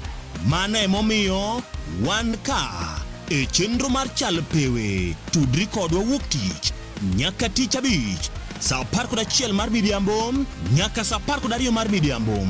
Kama wanyisi motimore e pewe duto mana e Kala TV.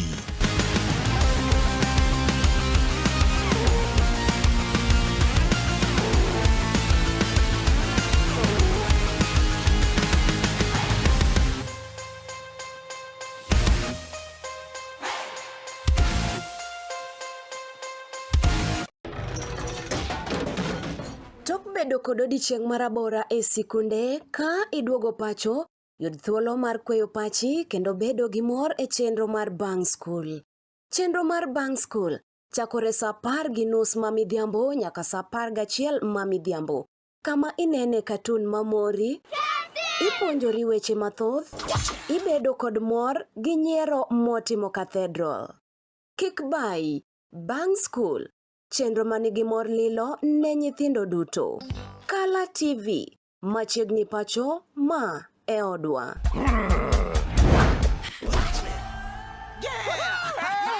I've fallen and I can't get up.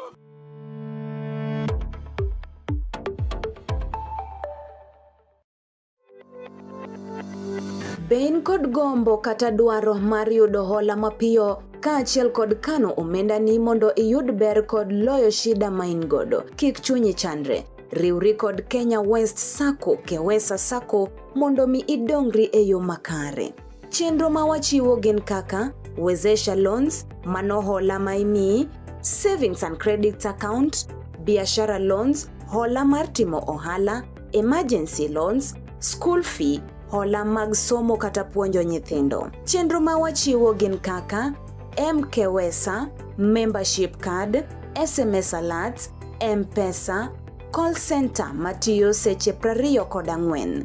Tudri kodwa e namba simu magin 07 91 26 1377 0791 261377 kata 07 88 00 77 0788 007782.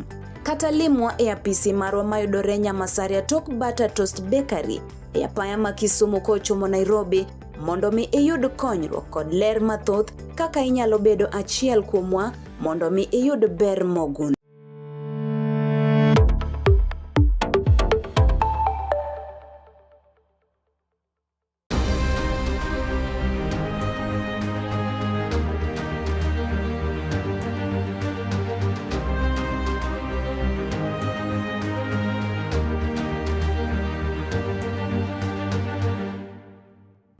Chini kendo nyakoro mgajong kamoro moro ma itieko gwenieri market kod ma detail neri mar adek kendo mogik mobedo kod twak kod jotelo mopogore opogore okinyeri market kod ma nyakoro mgajong wa bedo kod twak kod achiel kuom jolar kom noero mano ma Kisumu Central kata kamano wayude yor sime ma iluongo ni Edward Onyango ma oganda mang'eny luongo ga ni Bob CEO kata Bob Bobisto. Bobo ya ore kiny market kod ma ichiew nade? Oya ora enya jafwambo to ichiew nade? Wachiew maber Kala TV ka indi kata kamano ging'isa na ng'isi ni yud thuolo ibede kom man buta ni twak kod jokanyanam. Abo biro bang rally. Erokamano bang 111. Bang 111. Wiye mondo mi ami thuolo mos jo Kisumu Central okinyi market kod ma indi to kigo wang'i oko kanyo Bob Kisumu Central ochiew nade? Kisumu Central ochiew maber aneno ka warwako welo. In preparation for rally ma 31st mar 111. Erokamano. To ikruok iseneno ka chalo nade jatelo? Aneno kisebedo kiwuotho e rombe mopogore opogore, nyocha wantie koda jo boda boda, nyocha wantie koda jolar kombe mabende bina aneno ka intie kanyo. Wuotho osebedo ka chalo nade mheshimiwa? Aneno ka party leader osewuotho kendo oserado gi ji maber kendo aneno ka formula ma gikawo wang'ni no is all inclusive. And gitemo include sectors te gi So it's been an ongoing process for the last 2 weeks. I think formula magitiyo godo no is the best. Oloyo ndalo moko yudo kome ng'ata achiel tich ni otim mobilize. To my party leader gi chair leader neno ko wuok oko magirado gi jokanyanam. Bobo siku wacho ni 111 kendo siku kedo ne achiel mar oganda jokanyanam. Udwa ni mondo joluo bede twech achiel. Ang'o minyalo wacho wachni? Gima nyalo wacho en ni bedo e kamoro achiel e unity ma joluo no ber ni kope komiwa duol mwanyalo the champion for gik ma youth, gik moko kaka youth empowerment, employment for our women and our youth, development marwa mabiro koni. We have to have one vehicle ma watiyo godo to champion such agendas. Erokamano. Omiyo I think it's a good idea mar calling for unity. Nyoro bina chaka winjo kakitemo reach out to the other team. Yes. Was in Linda Mwananchi, specifically James Orengo and the rest. Mondo give preach unity and no elders or wacho kamano. Yes. Kata an be aparo ni en gima ber Bob mondo mi wan joka ng'ato kaka oganda joka nyanam to ber ka koro wawuotho e twech achiel. Awinjo kigilo nyaka wach mabende jodongo no wacho nyoro ka gikwani mondo mi ji obed kanyakla ji owinjore. To nitie bende wach Bob mabende sando oganda jo Kisumu kabisa. Jodongo nyokwedo weche mag arita kwe masani rach. Ang'o ma diwachi weche mag arita kwe sana being nin jawala? Mano to is very important. Aneno ka koro for the last 1 year wasebedo kwa chando Kisumu ka. Weche crime oidha ahinya. So that should be looked into. Erokamano nye Bob. Yes, you can proceed. Leaders onego apani kawe serious matin. Mondo engage the security joma in charge of security. Mondo gi come up with a solution. Kenya med patrols gik machal kamago. Kenya street lights mantie town inyalo ket mondo ti. Because in some areas you do kiti koro mano is magwa some of the factors mamiyo crime bedhi malo. Okay. Youth unemployment bentie to gigik mudong matero shidogo, but all in all work condemn it and wadwaro quick action. Mondo that to be recovered. Criminals are market oteris. Erokamano nye mheshimiwa Bob. Kapo ni nitie. Yes. Mago be should be looked into. Ang'o ma digomb nyiso jopiny mabende wuok Kisumu Central okinyi ma kawuono kodong' mana kiny chieng' ngeso to Jumapil ubedo kod romo mar tipo Kirembe Kisumu? Dong' en thim madhi mbele ni medo duonda kariwra gi jo ODM wa duto kata jo ODM duto kawatemo rwako ji wa invite ji to the rally mabiro maduong' mar ODM on the 31st. omiyo wadwaro kwe kendo wadwa ni kaka jo Kisumu wapong kono ka wa invite welo mabiro. But the main thing madhi kwayo en ni mondo bed very peaceful. Wangiso ganda maoko ni wan kaka joluo wan joma hero kwe kendo joma hero dongruok. To bintie kaka samoro riwo lwetu mondo mi unene oganda wochopo kuro samoro igolo pikipiki moko ariyo, nyawadu moro golo tuk nyawadu moro awinyo golo kata kanye na kata ponda awinyo ni en wuoth ma ji wuoke a Migori, wuotho gik Migori, ji rado gi Homa Bay, ji romo Katito, Joseme bo wuok, Josiaya, jotelo nitie kaka riwo lwetu. Aneno kaka oganda wa wuok, everybody has responsibility. Aneno ka Chalidi no kwayo ni leaders ote mane okel jogi. Mano is there, but also us as leaders, even without that, what they make sure ni wapongo papa. Erokamano. Erokamano. Geno maduong' ka watieko Bob ni ote maduong' ma ugeno wacho kata migeno winje pap ma Kirembe chieng' Ngeso en ote machalo nade ma ja Kenya, Jaluo, ja Nyanza ka wang' obiro to nyalo chike ite. Ote maduong' manyalo geno ni wawinj kata mondo wariwre wacho en ote mag dongruok. Na weche dongruok gi empowerment gi kaka wanyalo move forward as a Luo community. Erokamano. Then ok dawe ko kami thuolo mar kawo ote thuolo makende kendo moni yor ote magi mar kuyo kod lit ne nyithindo manowito ngimagi Utumishi Academy Nakuru kocha. Bob, en gima lit ka piny Kenya owito nyithindo 16 kendo ang'eni no wach mane iti ote mane minyalo wacho Bob? We condole with the parents, we condole with the community, and for the loss of the more than I think 16 students and also the injured. And to the injured, we also wish them a quick recovery. Apani mana kimonya watu mundu chung kodgi kakoganda Kenya. Erokamano. Wan jo Kenya wan gimoro achiel. Erokamano. Wach ni mogik ne jo Kisumu Central ma jogi ma jo Ambulu. Wacha mogik en mani 2027 wasichopo. Wuoth wawuogo mabor taneno ka koro wago koro wamed riwre wamed uso sera to warito 27 mondo wavote in the incoming MP manyenge en Edward Onyango mung'ere Bob Siyo. Erokamano nye Bob kuom kawo thuolo mar iko gwen maket kod maendi kendo twak ayanga kod oganda jokainam ko gwen maket kod maendi. Wakoyno odiochieng' maber Bob. Erokamano.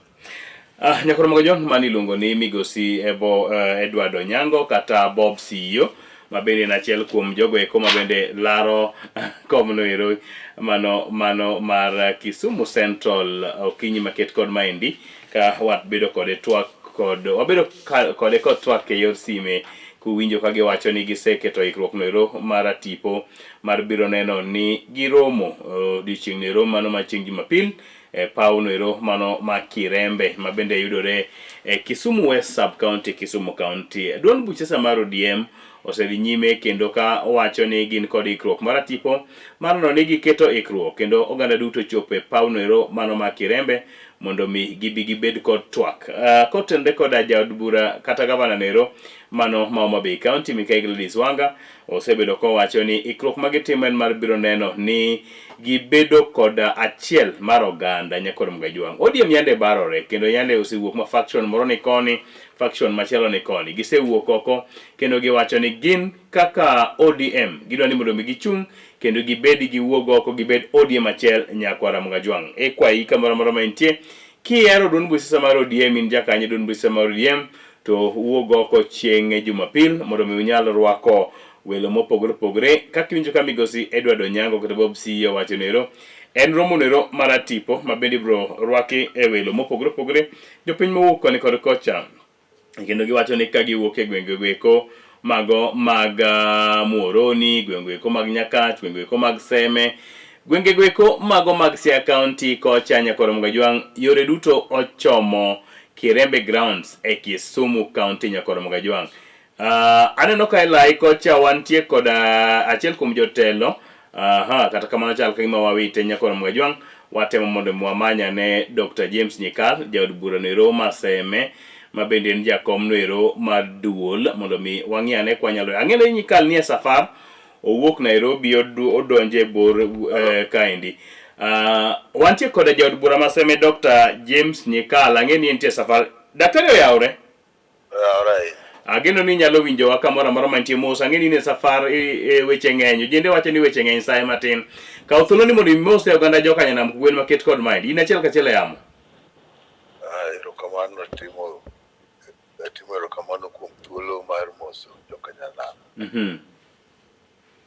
Daktari, usebedo kuringo koni kod kocha kendo kuntie kod paro mar riwo wi oganda joka Nyanam.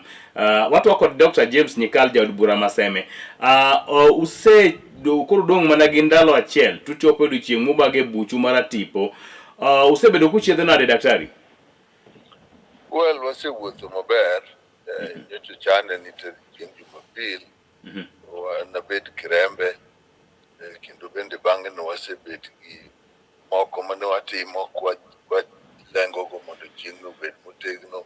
Ne waserumo gi kijende. Ne waserumo gi jo bodaboda. Romo osebet sub county mamoko ne wasebet Seme. Kisumu East sub, Kisumu East, Kisumu West bende osebet buche go. Koro miyo wan gi geno ni chieng' Jumapil nowuok maber. Yande wawinjo e twak moro kiwacho ni kane Migosi Raila Odinga owitowa, wawito Migosi Raila Odinga en yien maduong' manolwar, to achiel ariyo adek nyaka ne bedie.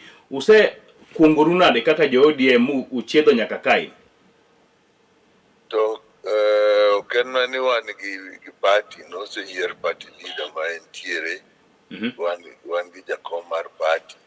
Koro weche mag party dhi adhiya mbele kaka onego gidhi kaluwore gi chike mag party.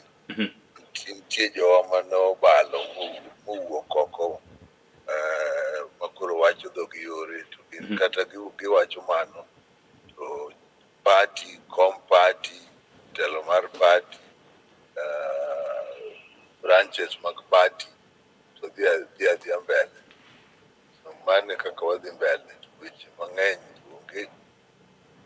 En ani gima duong' ni onego party onego riwre, oganda onego riwre, kendo ai kura biro ji chak kawo mokwongo gibed gikawo kadi mag bet jo party.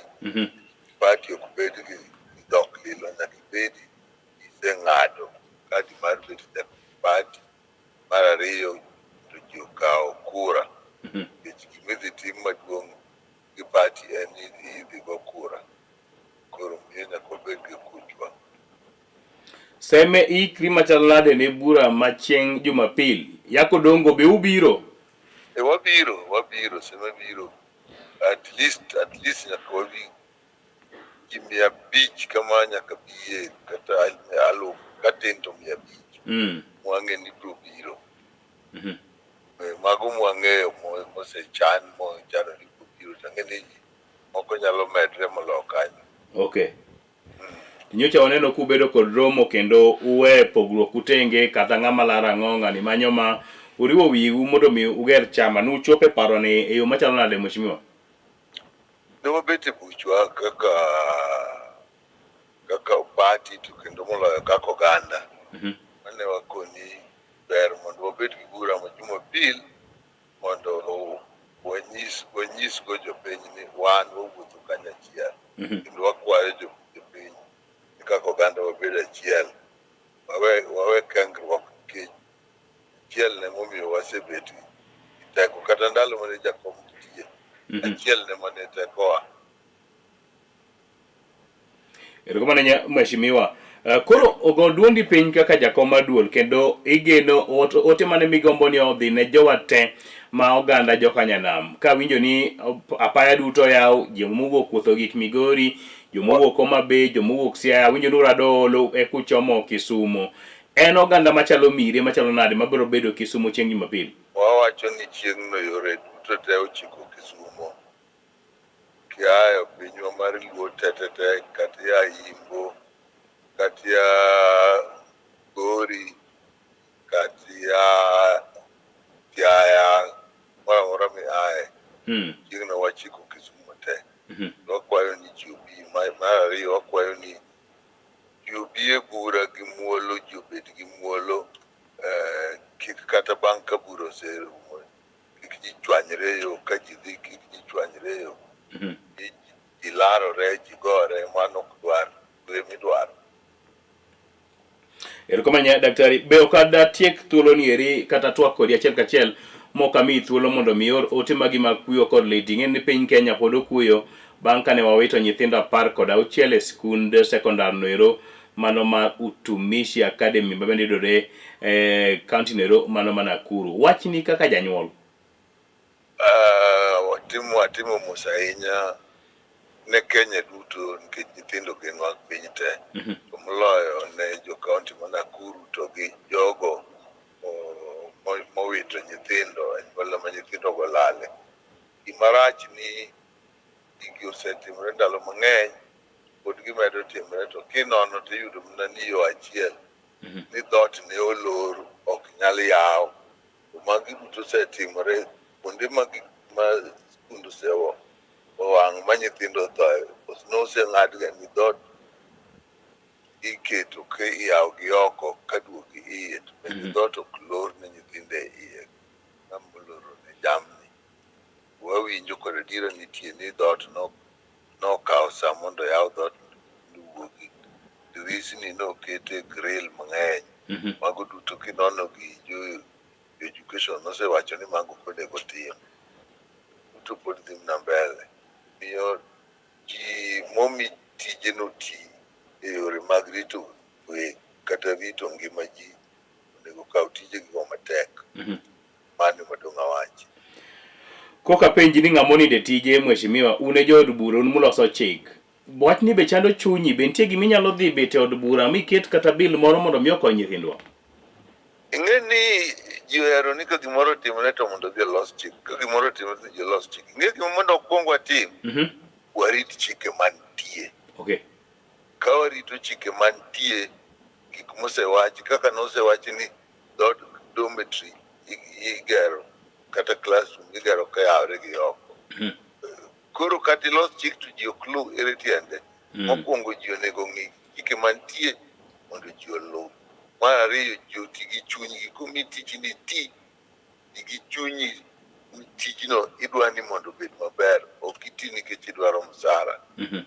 Itiyo ni tich mondo owuog maber, eka msaji biro wuoke.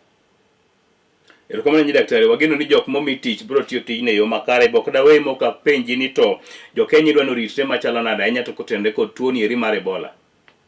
Being a doctor.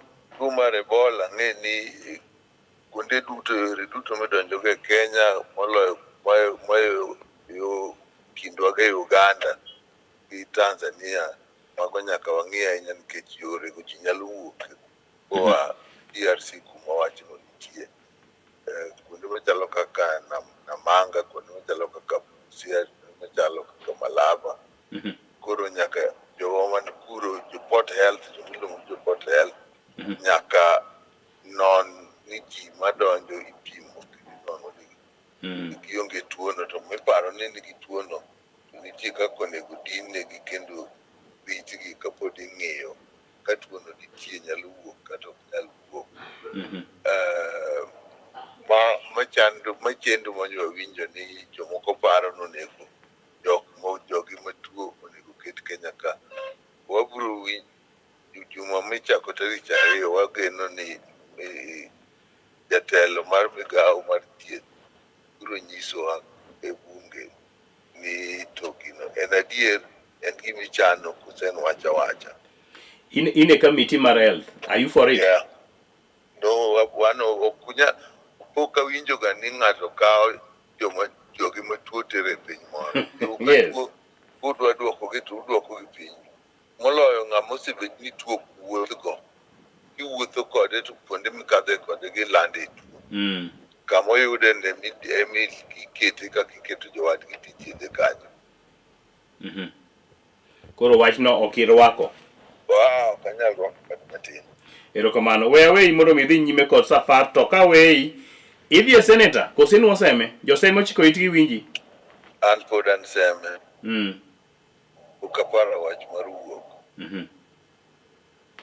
Oteni mogik ne jo ma joseme ya kodongo kindegi eki ma bende koro gidhi Kisumo kendo waikre ne yiero mega mogik. Wabiro wadhi Kisumo mondo wateg partiwa. Partino emoriwo kata wariwre kaka oganda to kadonje siasa to party ema ngoterwa mbele ya kumna ni jowa tuseme kaka jo kuonde maduto wuoth Kisumo wariwre jomatindo riwre jo bodaboda riwre duto tikanya chiel lweny to kikobedu.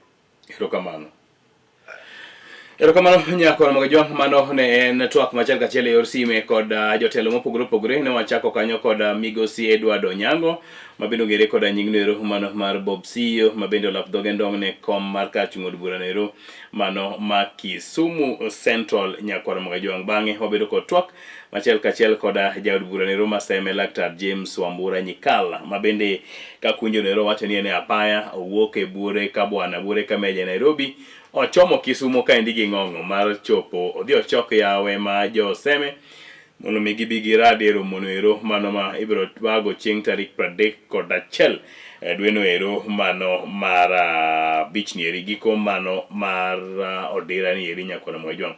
Nitie weche ma Nyikala wacho kanyo moka gombe ni mondo mi awach gi kenda adwa penjo bre weche geko mago mag health, weche geko mag nyithind utumishi kaendi adwa ni mondo wakuodhe piny matin nyakona mwajwang. Kata kamano we wakaw yo machok ka waduogo to arwako nyawadwa Brenda Genyo mondo mi walalrego ni to winjo pach Dr. James Nyikala nade kapod wageno mar twak kod jotelo mamoko. Jonathan Okoth Opande mabende achiel kuom jogo eko molap go dhoge ndong ne kom opogore opogore wacho ni en ndege kata kamano kod land Kisumu ni pop to tudre kod achiel kachiel e osime mondo mi onyal pimonwa ni to chalo nade to bedo nade nyakon mwajong. Wakaw yo machok waduogo e tielo mar adek kendo mogik.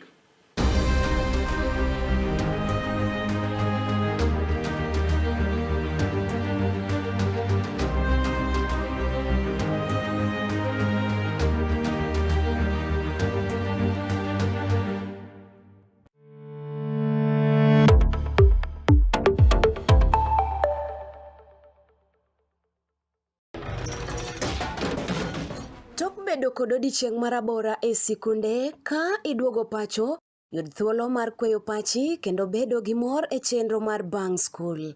Chenro mar Bang School chakore saa 10:30 mamidhiambo nyaka saa 11 mamidhiambo. Kama inene katun mamori, ipuonjori weche mathoth, ibedo kod mor gi nyiero motimo Cathedral. Kik bai, Bang School chenro manigi mor lilo ne nyithindo duto. Kala TV, machiegni pacho ma e odwa.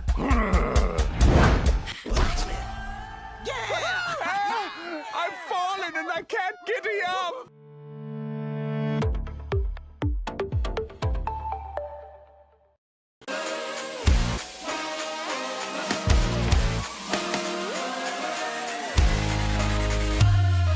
Komuch to wan kode duoko mag tuke mopogore opogore jotugo motimogi kuonde magitimogie to gin tuke magi mabiro mano emomiyo wan ka e chenro mar chal pewe tudri kodwa wuok tich nyaka tich abich saa 11 mar midhiambo nyaka saa 12 mar midhiambo kama wanyisi motimore e pewe duto mana e Kala TV.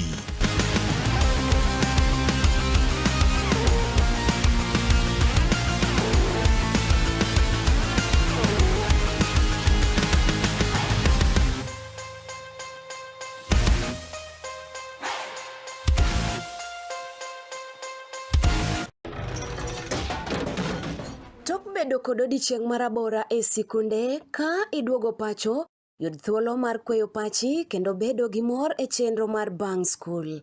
Chenro mar Bang School chakore saa 10:30 mamidhiambo nyaka saa 11 mamidhiambo. Kama inene katun mamori, ipuonjori weche mathoth, ibedo kod mor gi nyiero motimo Cathedral. Kik bai, Bang School chenro manigi mor lilo ne nyithindo duto. Kala TV, machiegni pacho ma e odwa.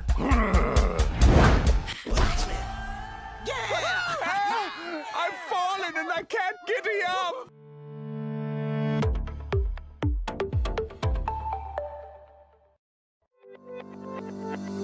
Ben kod gombo kata dwaro mar yudo hola mapiyo kaachiel kod kano omenda ni mondo iyud ber kod loyo shida ma in godo. Kik chunyi chandre. Riwri kod Kenya West Sacco, Kewesa Sacco, mondo mi idongri e yo makare. Chenro ma wachiwo gin kaka Wezesha Loans, mano hola ma imiyi, Savings and Credit Account, Biashara Loans, hola mar timo ohala, Emergency Loans, School Fee, hola mag somo kata puonjo nyithindo. Chenro ma wachiwo gin kaka Mkewesa, Membership Card, SMS Alerts, M-Pesa, Call Center matiyo seche 24 8007782. Kata limwa e apisi marwa mayudore Nyamasaria tok Bata Toast Bakery e apaya ma Kisumu kochomo Nairobi mondo mi iyud konyruok kod ler mathoth kaka inyalo bedo achiel kuomwa mondo mi iyud ber mogundho. Wayepo wuok tich nyaka tich abich, saa 2 okinyi nyaka saa 11 odhiambo. Ka chieng' ngeso, wayepo chakre saa 2 okinyi nyaka saa 6 odiechieng'. Jumapil kod holidays duto to waloro apisi marwa. Bende inyalo yudowa e mbui kaka Facebook, Kewesa Sacco, YouTube, Kewesa Sacco, X, Kewesa Sacco, email marwa info@kenyawestsacco.com.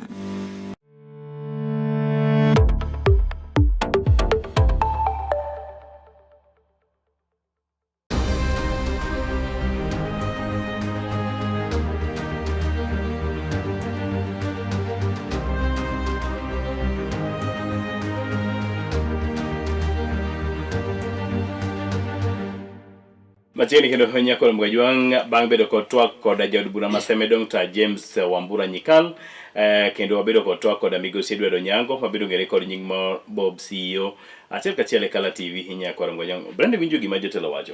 Ang'o momako wang'i kuom gigo eko ma jotelo wacho kapok wabedo kod twak kod migosi Aminda. Ing'e Aminda?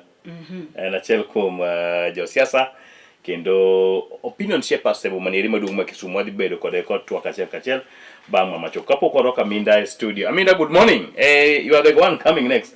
Okay, fine. Kachako kanyo gi wach mar utumishi girls. Iwinjo gima Dr. Nyikalo wacho.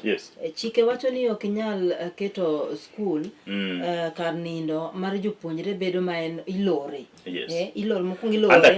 Kaeto lore gi iye maka gimoro timore to there is panic ng'ama nya yawo dhod ni bende onge. And unfortunately manyiso ni Brenda lore to ng'amo lore dhi nindo kamoro gi kifungu. Maybe no nindo kamoro. Wano loro ne jamni moko. And then the worst thing is en match no chako gi the cube ma dhot nitiere. Mae gima noyo nyithindo gi. And dhot en achiel ina dom. Dom maduong' mating'o nyithindo mang'eny kamano ka bedo gi dhot achiel. In case of emergency gi expect nyithindo gi tiyo gi dhot achiel ne gite. So the school is at fault.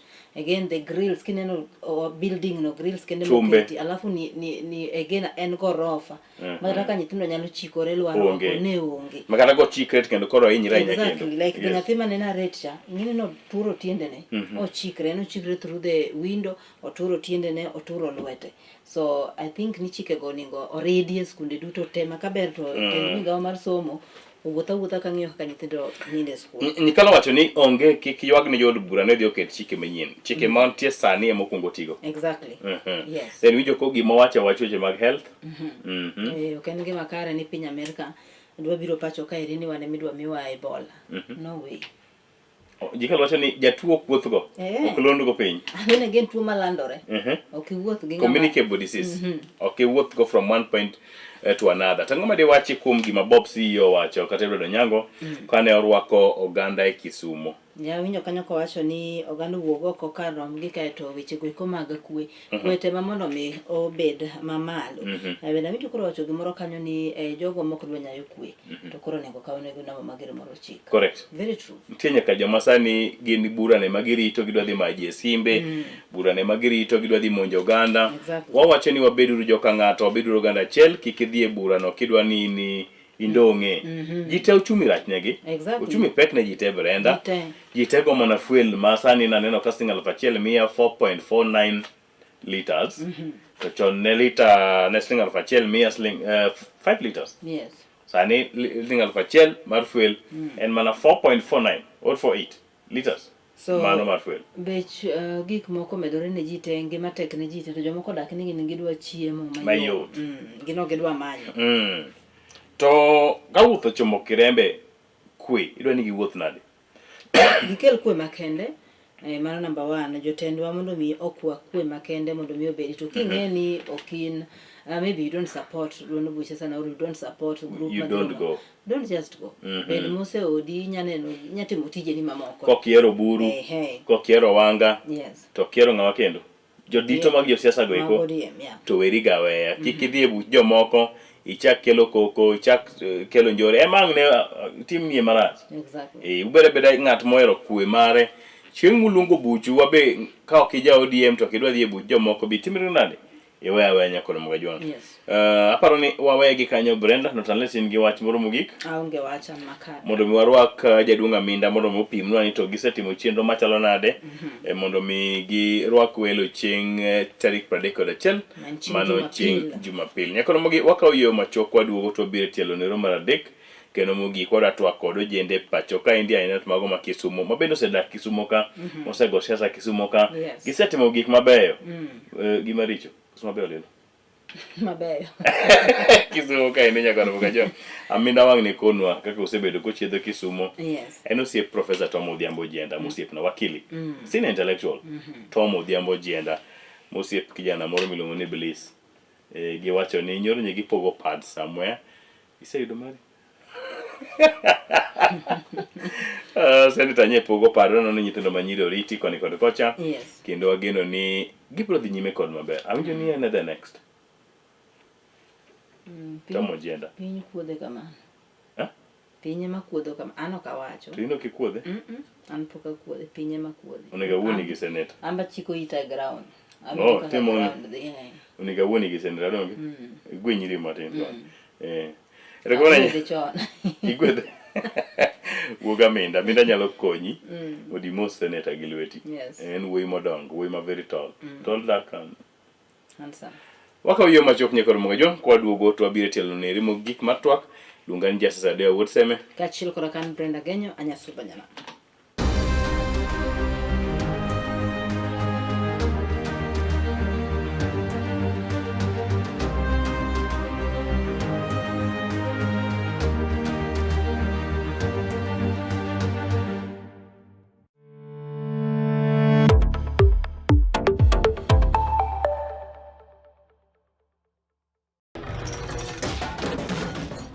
Bedo kod odiochieng' marabora e sikunde ka iduogo pacho, yud thuolo mar kweyo pachi kendo bedo gi mor e chenro mar Bang School. Chenro mar Bang School chakore sa 10:30 mamidhiambo nyaka sa 11 mamidhiambo.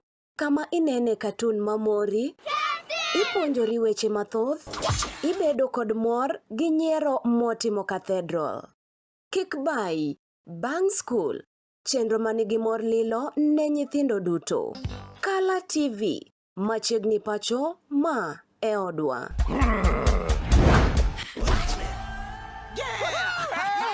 I've fallen and I can't get up.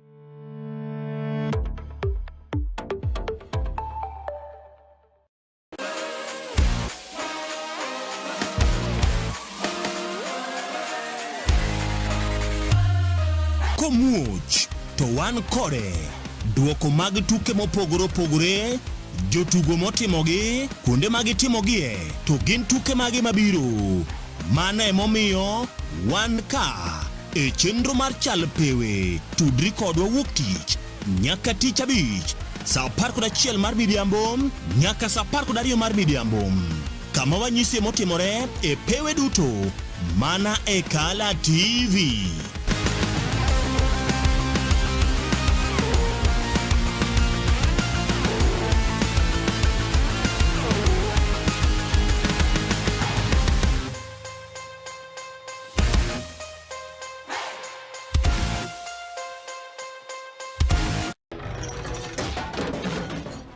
Bedo kod odiochieng' marabora e sikunde ka iduogo pacho, yud thuolo mar kweyo pachi kendo bedo gi mor e chenro mar Bang School. Chenro mar Bang School chakore sa 10:30 mamidhiambo nyaka sa 11 mamidhiambo. Kama inene katun mamori, ipuonjori weche mathoth, ibedo kod mor gi nyiero motimo Cathedral. Kik bai, Bang School. Chenro manigi mor lilo ne nyithindo duto. Kala TV, machiegni pacho ma e odwa.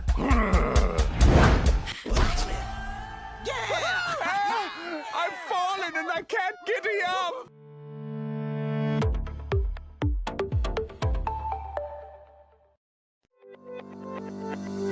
Ben kod gombo kata dwaro mar yudo hola mapiyo kaachiel kod kano omenda ni mondo iyud ber kod loyo shida ma in godo. Kik chunyi chandre. Riwri kod Kenya West Sacco, Kewesa Sacco, mondo mi idongri e yo makare.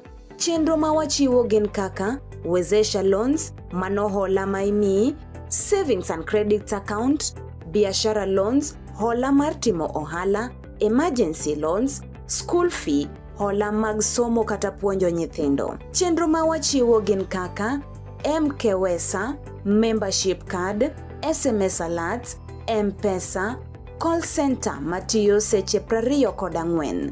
Tudri kodwa e namba simu magin 07 91 26 1377 0791 261377 kata 07 88 00 77 0788 007782 kata limwa e apisi marwa mayudore Nyamasaria tok Bata Toast Bakery e apaya ma Kisumu kochomo Nairobi mondo mi iyud konyruok kod ler mathoth kaka inyalo bedo achiel kuomwa mondo mi iyud ber mogundho. Wayepo wuok tich nyaka tich abich duto to waloro apisi marwa. Bende inyalo yudowa e mbui kaka Facebook, Kewesa Sacco, YouTube, Kewesa Sacco, X, Kewesa Sacco, email marwa info@kenyawestsacco.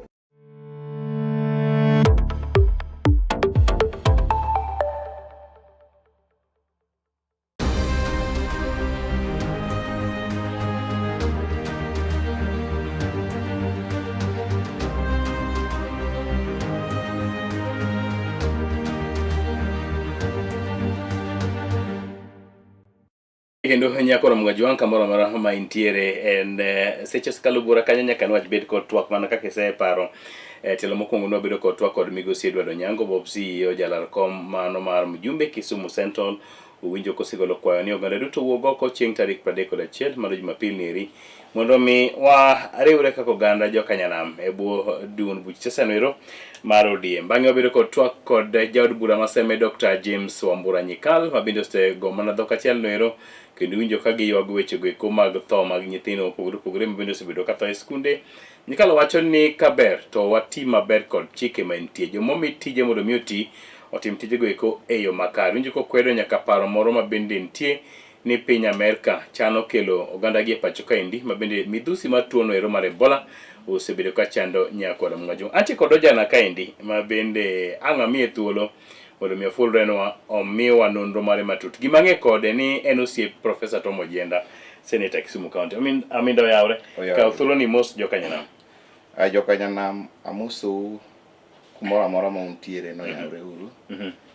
An mane mbele kae kiluongo na Wilson Aminda. Ati office mar Professor Tom Ojienda kaka protocol officer mare. An Wuodu Yoma manyo Kisumu kae. Erokamano Wuodu Yoma. Osiep Wuodu moro nitie mosiepna kabisa. Mano Jabura. Otiende mol. Mano mjumbe mara kendo matiyo matek kabisa. Yeah. Jabura osiepa ojaluongo watije mopogore opogore. Ka entie kod gik motimo. A very sober guy. Yes. Are you sober as Jabura is sober? Yes, I'm always sober. Jakoro mga nyang mailongo na Aminda tie nyinge moko mipakri gago nyinge ni golo. Nyinge go jopiny momiya. Kaka man. Tie moro na Aminda Dugi. Dugi ni nayudo ndalo mane wantiere maandamano mar Chiloba must go.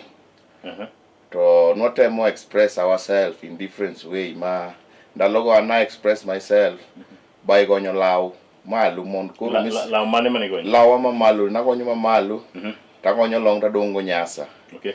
Koro wang'iso ni Chiloba must go. Ng'ama dichuo nyaka rwako nyasa. Ng'ama dichuo nyaka rwako nyasa nikech gimoro amora nyatimore. E boma. E boma. Ayie kodi. Koro kanyo mana golo nyinga ma dugi no.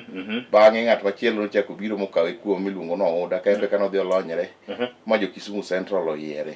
Koro ato nying ma yiere nikech nolonyre. Tok mane sympathy mane jopiny omiye moyiero nikech apani mon ng'eny jok manogone koro ne gin mon. To apani ne gigone ka lure ni kaka nogonyre ma seche maka ke gik mane gineno omiyo ne gigone kura. Igonyri kendo karang'o? Wang'ni to kane ka dok e ndara nikech asedhi e ndara ma hinyra mang'eny mok achaka dog e ndara. Koro wan wang'ni wawacho ni maandamano onge, jomoko boteme kumonwa weyono. Yes, an nyengo moro machielo ni dhano winjo wach gi bunde. Dhano winjo wach gi bunde nikech ni kidenyo to kinyal timri nade, ok inyal winjo wach. Koro nyaka ichiem yieng' kok inyalo timri nade, kok inyalo winjo wach. Erokamano. Erokamano nya Aminda Dugi, Aminda dhano winjo wach gi bunde, mago nyinge gi te. Aminda Sini, Aminda Sirikal. Aminda Yeah. In gi doctorate? Maga bro wacho ni jopiny bang'e. Yes, gima thiedho an mang'eyo. Mar medical. Anapani in gi doctorate maoni. Erokamano. Ting'e Bob? Bob ang'eyo. Mano wuoyi matin ma jo ohala kendo timo ohala e boma ma Kisumu ka. Ma gige be koth go oko. En gi ambition maber mar bedo MP ma Kisumu Central 2027. Kendo walamo ni ka Nyasaye otelo to jo Kisumu Central umina Bob Siyo MP ma Kisumu Central nikech en kijana mapotin, en kijana morwako ji seche te, to en kijana ma wabro yude at least kwa yiero ng'at man gi business moro e chuny boma karka. To en ng'at mong'ino ok bilal nwa. Adha odhan yiero ng'at ma kata M-Pesa kata kumi ng'ade chapat ni, kata kumi ng'ade alot ni, otimre nade oonge. Omiyo wawacho ni Kisumu Central karka to wan waseamua, wawacho ni nyakwar Grace Onyango, Bob Edward Onyango kata kiero luonge ni Siyo ema wadhi yiero kaka MP marwa. Wang' wadwaro youth, ok wadwa ng'ama biro walo. Ani mako madhoga. Nade ng'ata. Ang'o Bob ma koth go oko? Mondo Bob koth go oko, kidhi mwalo kacha wan gotel. Maga kech kai kata sani ka wuok kar kata nadhi chiemo ka kwacha. Irodho ang'o? Arodho chiemo kacha mopogore opogore. Nitie rech manumu ni moloso alosa maber. Nitie chwaks moloso alosa maber. To nitie chak moro kanyo mayom kidede ka kwacha mwalo kanyo. Imadho. Kiwuok kanyo ka in jowa moko matiyo gi gik moko ka. Idonjo Ramix bi kacha. Nitiere itiyo ga chiemo iwinjo chien kuro be kidonje tiyudo nyiwa rembo mabeyo malich ma jowa ma dendgi chwakre ga seche moko nyalo neno kaka konyre. Omiyo mago emomiyo wacho ni Bob gike koth go oko. To nitie jowa moko mabiro kama kata gine ni kibanda mang'ade chapat ng'adi nyuondni gionge godo. Ok en checho. Wadwaro ng'ama koth go gige oko makata kolal nwa chieng' moro to kare kanyo mwachomo ni kawuono wadhi chiemo ka kwacha te kaka jo Kisumu Central. Omiyo an akwa jo Kisumu Central ni uparna nyakwar Grace Onyango miluongo ni Bob Siyo. Jomodongo takia. Yeah. Mana mano mawacho jomodongo Kisumu Central be ji ng'enye. En logo kano oseyieri mani setieko kari to koro idhi adhiya dala iwe ng'ama chielo chak donjo mana ka Koron be sani en MP Kisumu Central. Winjo ne odhi manyo kom moro malo, kom modhi manyo malo bakia to wan odano dhi adhiya malo kata konyalo dhi malo nyaka polo to dhi adhiya to kom mar gavana to wang'e ng'ama dhi biro gavana Kisumu County 2027. Koro Ron osetieko mare. Wawere go Ron gi ojenda mondo Odat laro. Onge gimolaro nosetiyo notemo mowe kama onyalo. Koro ng'ama chielo bochako odonji. Gini kata wan wanda bet MP mbele karka. Yes, wan gi ambition ni mbele ka nyaka wabed MP. To nyaka jomoko wenwa space. Kamiluokri okitwoye. Oran wasemiyo one term, goyo dhi. Ron one term, goyo dhi. Wamiyo Bob, tok Bob kuro kakawe tonge makosa. Tok Bob? Tok Bob. 2040? Mano tok 2032. 2032. Aminda? Yes. Yocha Aminda mane? Mobet kodi kar kani. Aminda piny Kenya dhi nade kwang'iyo waneno kanyo cha nyithi jo Kenya wuok ok ndara kendo gibago ng'anyo kotenore koda pek mar ngima mar fuel masani koro beche oidho. Nyineno ka nyithindo nyo wang' Utumishi Academy. Ang'o ma diwachi Aminda? Mokwongo adakawo thuolo makende mar goyo mos ne jonyuol mag nyithindo mar utumishi manyo oyudo hinyruok kendo ne giwang', nyithindo nowang' e dormitory, moko nohinyre to moko notho. An kao kuyona mara gi mar familia ni en gima lit, yes. En gima lit kabisa ni kao nyathi kendo itere school kendo spend a lot of money mondo dhi kanyo kendo tipuonje king'eni chieng' moro onyalo loko ngimani kata the whole society. Yes. But koro timre wakao mana jonyuol go walimo negi to nyithindo manyonindo kata manyotho mar Nyasaye ket chunygi kama okwe. Mane kwayo man godo. Gima nyalo wacho ni ndalo moko sirikal nobiro gi paro moro ni weche mag boarding school gi onego okepi kata onego bed abolish. Mae ne biro kamae, iyudo ka I'll take a good example. Anya pina somo Victoria Karga. Tiyudo ka Victoria kacha school 10, school compound 10. Koro classes oger morire ma moro dire gi wadgi ma nyithindo are congested ma inyalo yudo kata ka seche moko nyathi nyalo kata faint, kise moko kata movement bedo matek. Koro sirikal onego ket measures moromo, ok ochuno ni nyithindo nyaka bed e school. Aneno ka skunde madongo gi nyithindo lawo ni mondo gidhiye mondo gidhi som kunde go. Wadhi kata Kisumu Boys, iyudo ka population ni malo, to population mani malo ni facilities, classrooms are not enough, dormitories are not enough. Yes. Koro parents should not rush tero nyithinde skunde madongo to wan gi skunde moko ma pod ntiere thuolo manyalo accommodate nyithindo moko. Yes. Koro an akmedo kwayo mana jonyuolwa ni school is not at the building, school en wi nyathi. To gimipuonjo Kisumu Boys kata gimipuonjo Bishop Abiero en the same syllabus. Koro wi nyathi ema nyalo timre, ema nyalo golo nyathi oko. Yes. So mondo wamed reduce gik matimre kamagi, wan kaka jonyuol onego wa consider some of those things ni okochuno ni water nyithindo kuonde ma ji ng'eny ma population nitiere malo. To sirikal be onego bed ni bedo gi emergency mapiyo quick response team ma ka gimoro achal kamacho otimre to dhano chopo piyo mondo kony. To an gima pod awuoro gima nyotimre utumishi, ere kaka nyithindo nyalo lor negi dot ma kata ka mach omuoch to onge kaka nyalo konygi. Onego bed ni nitiere ga onge kata matron. Gino onego sirikal non matut ni tang'o manokelo wachno, tang'o manokelo mach, tang'o miyo nyaka ne lor dot makoro chope level makoro nyithindo owang' ma moko pod omoko nyaka sani iye kuro. Nitiere measures ma nyaka koro sirikal tek, to gima kwayo ni investigation to nyaka tim matut. Yes. Mondo ng'e the cause kata jopiny ong'e gimomiyo gima chal kamacha notimre, ng'ama noloro ne nyithindo ge iye kanyo ma kata soja, nikech aparo ni skunde onego bed ni soja patrol areas kuma nyithinde nindego. Koro akia gima ne timre skul no momiyo natim gima chal kamano. Aminde ang'o minyalo wacho kuom kaka jo Kenya osebedo ka wuoyo wachni eri, ang'e gi kwedo kendo lit negi, to nitiere jomoko manyowuok mabe ogandawa. Yes. Kane pako kendo akia ni macha be ng'ama nya wacho ni wieler. Aparo ni wachno osechopo e ita. To aparo ni nitiere behaviors moko manyaka koro wawe kaka oganda luo. Tekni iseyudo mula mos gi data. Kiseyudo data, nitiere sani dhano koro people are very idle. Yes.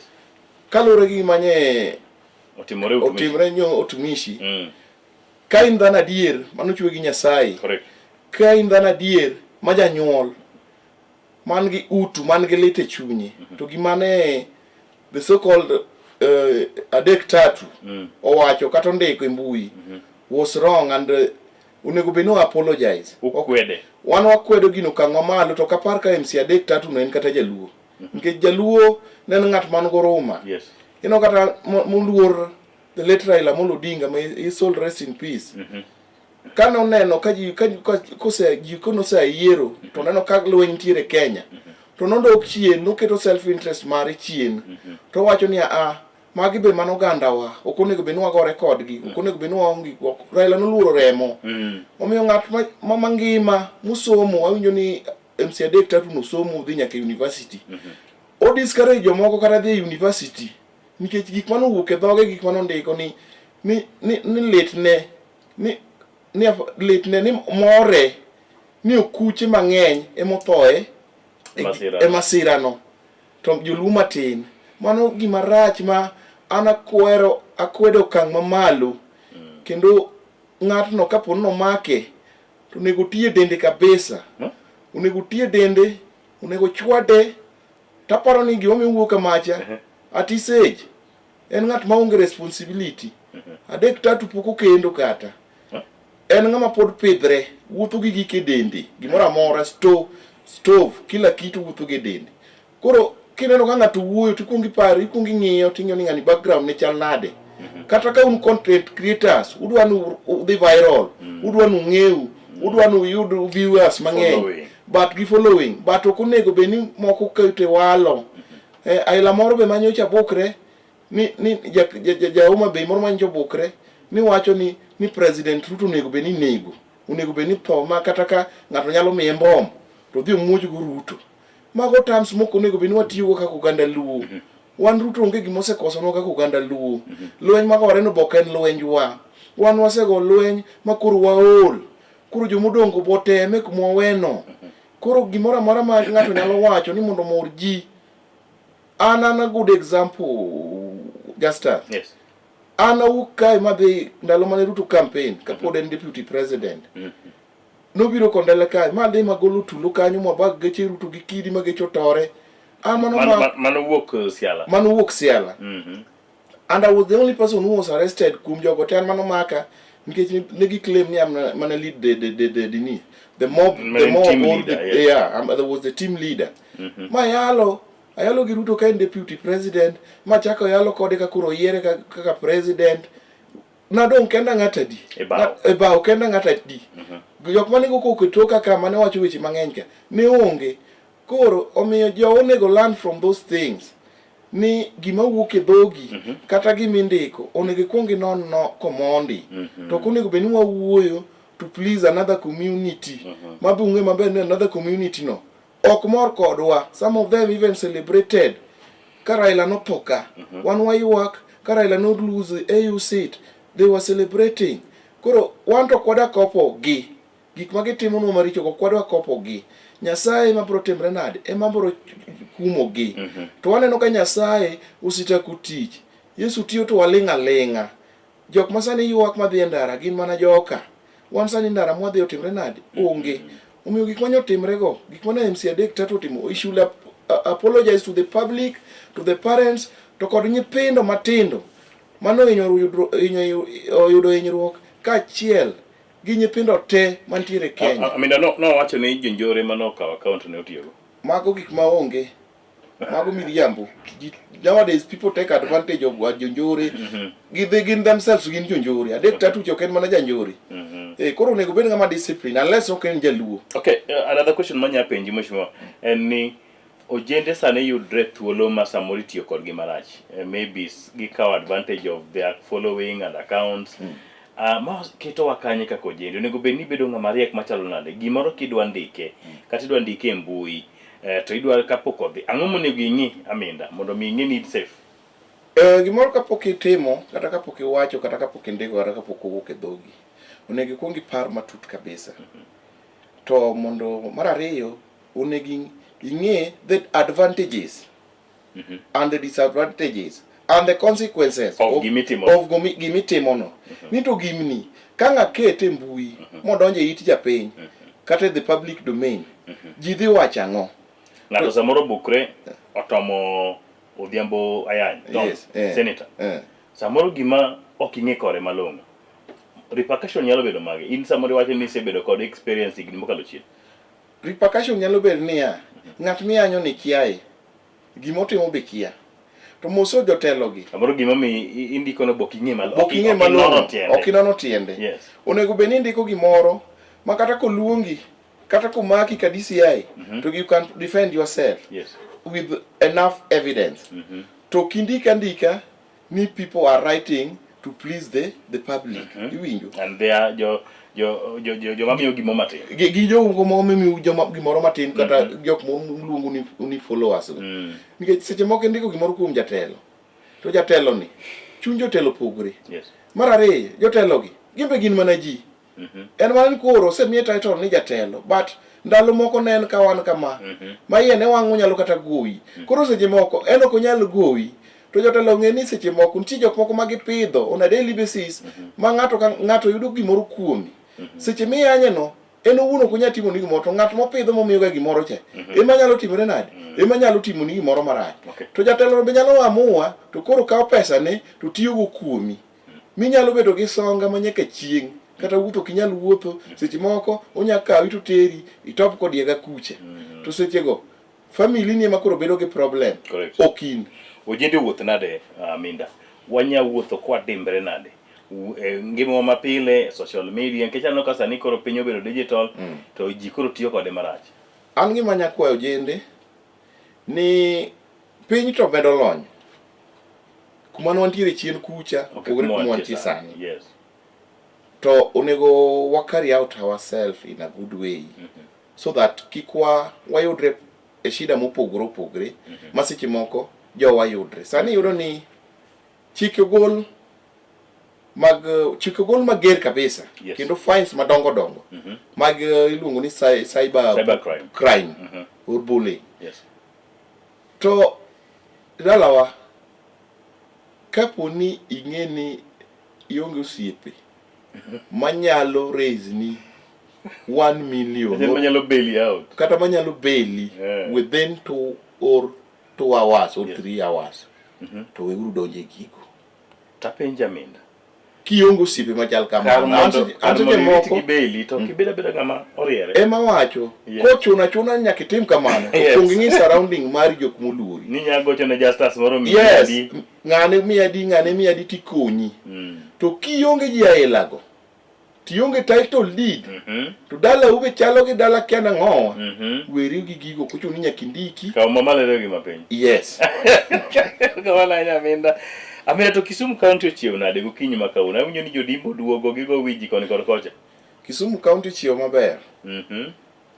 Jodimbo be nitie. Gibe gitie tich. Gin mana nyithiwa. Yes.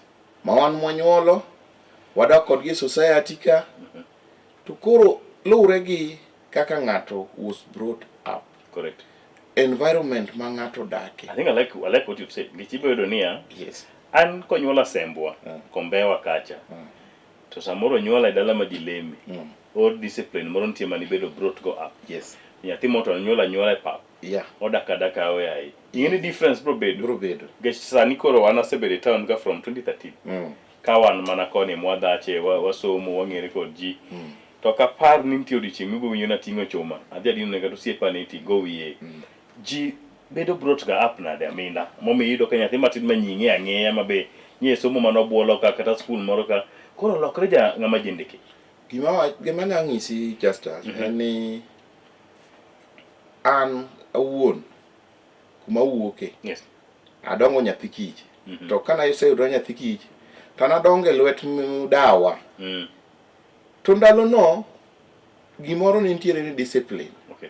Ma kata dayo ne nyalo pieli piny to timri nade chwadi no penji ni tia kure sani na we ni luok sende na we ni dhi moti no nego be ni dhi puodho chiemo moro ayo agulu kacha yudo ko cham ibedo discipline ma kata chieng' no okichiem inyalo keti kech kata ndala diwa ndala de ka ino kichiem ga tich tiyo ka punda pile. Yes.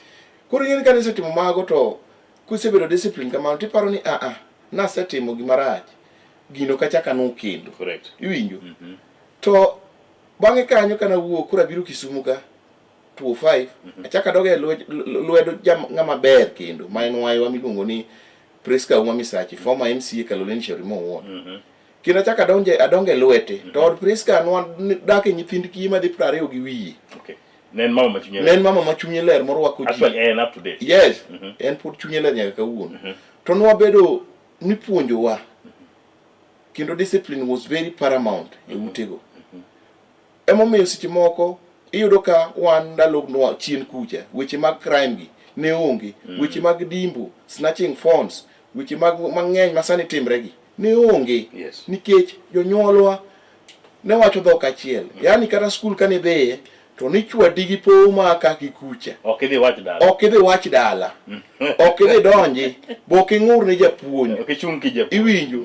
To kane itimo makosa e skul, to niketi gi punishment ma inyalo puro school the whole day.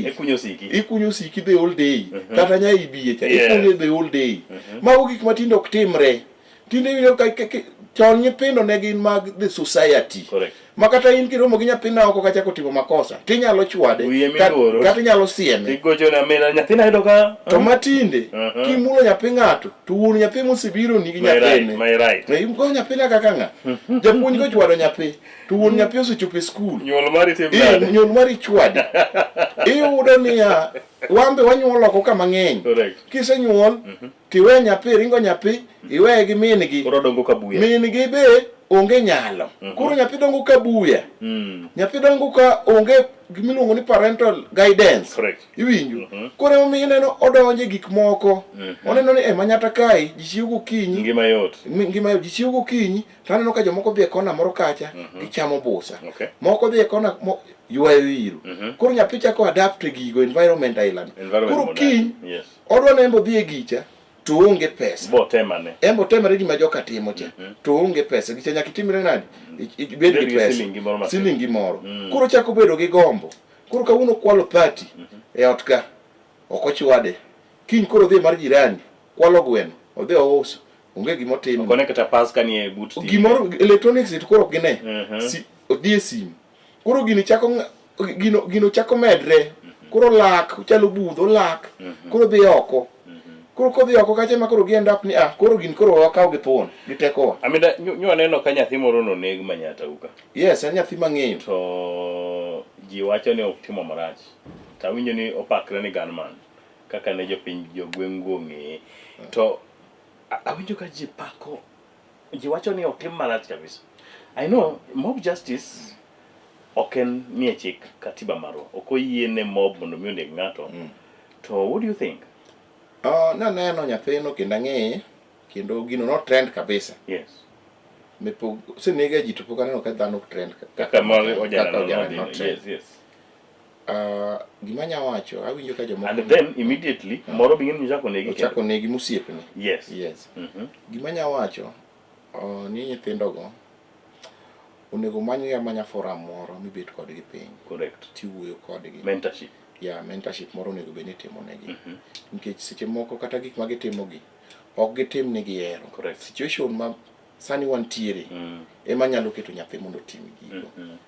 To gini onego bed ni sirikal kata sirikal mar Kisumu County ne kab chon mondo kik ochope kuma ochope ni. Andalo moko naneno gini kata nawinjo gini kaka nyithindo gi behave society. Nawacho ni biro chopo kuma koro kwa bir control nyithindo gi.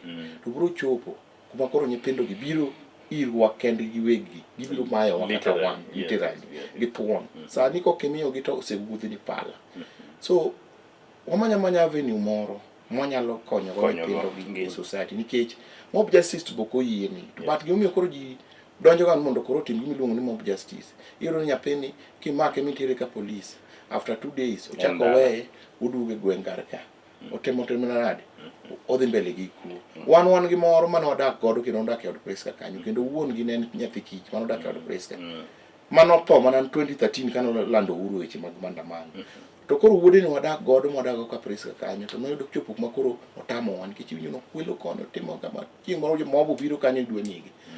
We decided ni wakaw nyathini water kate rehabilitation center notamre moringo wuok sani oyueye kod yaga malo Kibos prison wakete kanyo bed kanyo mondo reform chieng' moro kuduogo to bed ber mar ngima koro wamanya ways wanyalo wuok gi jogi to police because semi responsibility momako jogi giket gi kumoro maber so that ka giduogo kate society kate community to gibed jok mabeyo ok jok ma pod engage themselves e weche mag crime e weche mag mecho but crime to ni malo kan kata area madake arena ok safe. Awinjo ni nitie seche ma koro iwuok e oko kithatha wuok andalo moko gi yuda kana dhi na mpich Man City gi Real Madrid ka bet mane geda kama hapo simu na winjo mana dimbe nguteke malwar ga pap ma keker piny ruwenye gudma but gin jowa winang'a kaka idak kodgi.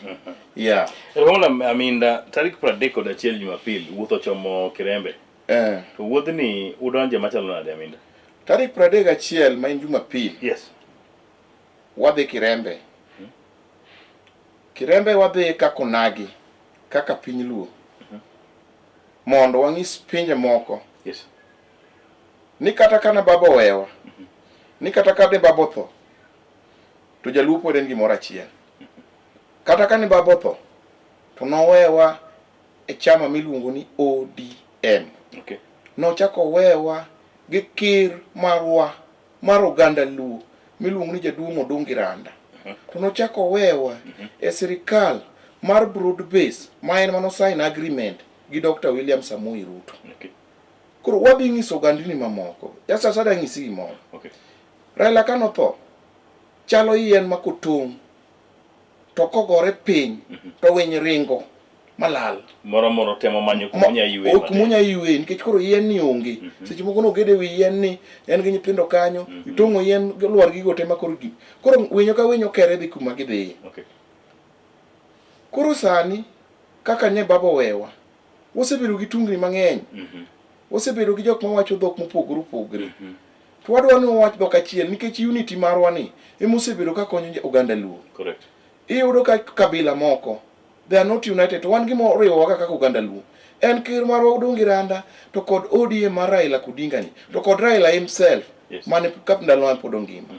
Koro unity ne mwalamo ni kochopo Jumapil oganda luo kowuok to dong nyang mwalo wuotho gik mwalo nyaka Siaya, nyaka Usenge, nyaka Uyoma, nyaka Migori, wuoguru kar rombo, ubi Kisumu, mondo watwagi kaka onagi, wago mbaka kaka joluo, to wang'iyo ni wadachomo kanye mbele ka. Gini is not all about ng'ama da chung gavana Kisumu, ng'ama da bedo MP kani kanye, jo siasa chieng'no kauru self interest magu, uket thenge, tuwe jaluo, onagi, uwuo, pile ka pile uluongo rallies madongo kamano. Yes. To jo siasa mimiyo kipaumbele, jochung'e mimiyo kipaumbele mar wuoyo. To ganda ni, japiny ni, jaluo ni, jangware ni, mama mausa lot ni, profesa moro kamoro, japuonj moro kamoro, to kaw pache mondo winj ni yawa, wadwa kaka oganda, wadwa chomo kanye, wan kaka oganda, wadwa wuotho nade, wan kaka oganda, kochopo 2027, wadwa go kura kanye. Koro nyaka miwa thuolo, takwayo ji duto, moso our youth, umbe dhiuru kacha, mondo winj duondu. Nyithindo miluongo ni mbogegi, un nyipiwa, un jok modak e society, wan mono nyuolou. Chopuru kacha, chieng'no kik ubi kacha ni ng'ato ti kodu ni jasiasa moro waheu ni mondo dhi go ng'ato koko, kata mondo dhi ting' mabango ni malo. Mabango midhi ting' malo en ni mar jo Kisumu, onagi, 111, wabiro go mbaka, wabiro yudo solution kaka wadhi wuotho 2027 kata kaka wadhi mbele. Gima miyo sani awinjo ka ji penjo. Yes. Ni tang'o miyo sani rallies mag ODM ji dhiye mana kochulgi. Ang'o momiyo wanga obiro bet Kisumu sayo ji mobilize mondo dhi rally. Gima dang' nyiso joluo ni ng'atwa wuodwa mane dhano luwo makata ok ochuli, mane wuotho ni duk makata ok ochula, mane wanindo ne oko, mane oyie ne tho ma wakaw nyaka bullet, mane oyie nyaka go President Ruto gi kidi, Nyasaye nosekawo. Sani koro wadong' nyithi kiye. Gik moko koro ok nyal bedo the same. Gik moko ok nyal timre kaka ne timre chon. Mane nyalo wuok kata seme biro kata gi tiendi ni biro neno Raila Odinga. Sani koro Raila onge. And Raila Odinga ne juogi. Macha was an extraordinary man. Koro nyaka wa change on how we do our things. Sani nyaka uwo oganda wa mos. Nyaka walomba ji. Nikech koro Raila to onge sani. Omiyo gik moko mitimo ni winjo ni wagolo pesa, akeno tim nade. Mago awo tim. Mondo dhano bi kacha, mondo watwagi. Iwinja? Yes. Wasebedo gi parties mang'eny. ODM party ni mapuro chung' nyaka sani. Kendo en most popular party. In fact in the whole world. ODM chama maduong'. Yes. Gimiyo wacho kamano. Moi Kanu tho. Kanu was a very strong party. And I can tell you ndalo kanu an noyudo kapod atin. To jokanu go ne gin jok ma very powerful. To nen one party state. Where is Kanu now? Kanu si wuketelo. Where is Kanu now? Kibaki kanye biro ka gi PNU. Orul godo. Where is PNU now? TNA ni kanye mar Uhuru Kenyatta. URP ni kanye. William Ruto. William Ruto. Jubilee mar Uhuru ni kanye. Yes. ODM wani sani wan gi 20 years nyaka no bed formed. Pod en strong, pod en gi structure, to pod ji lare ni dwa bete. Omiyo nyaka wabed chama mar ODM, nikech chama mar ODM ni emo unite joluo to wan gi advantage again, because king'iyo piny te in terms of population joluo gin number 4,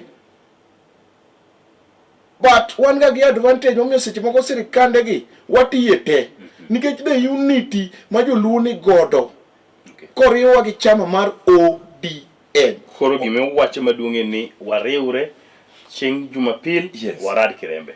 Ji oriwre chieng' Jumapil we tiji mitiyo. Kata weche lemo wadhi leme pap kacha. Wacho ni kiwe odiochieng' achiel okitho. Okitho. Kata Yesu nokonyo ga ng'at moro chieng' Jumapil no. Yes. Mopenjo ni ka kanyani odonje bugo. Koro kiki gole bugo kanyo nikech idhi lamo. Nyakoro mwajwang' kanji jokanyana modonje bugo gi dho aminda koro chieng' Jumapil wawuoguru oko waywa kanyna mar bedi achiel mar oganda. Wakaw yweyo mokwongo ka waduogo to watieke ni to Kisumu County wapange nang'o 2027 nyakoro mwajwang'. We wakaw yweyo machok wamodh pi then waduogo.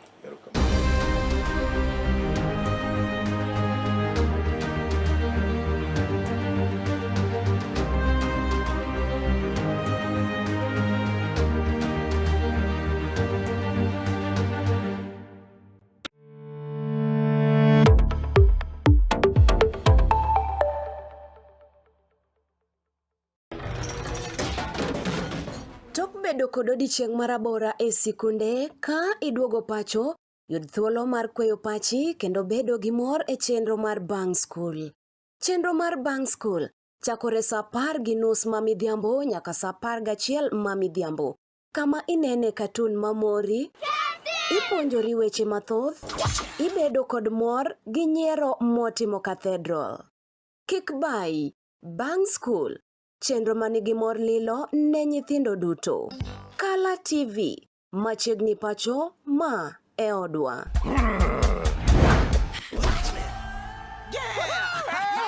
I've fallen and I can't get up.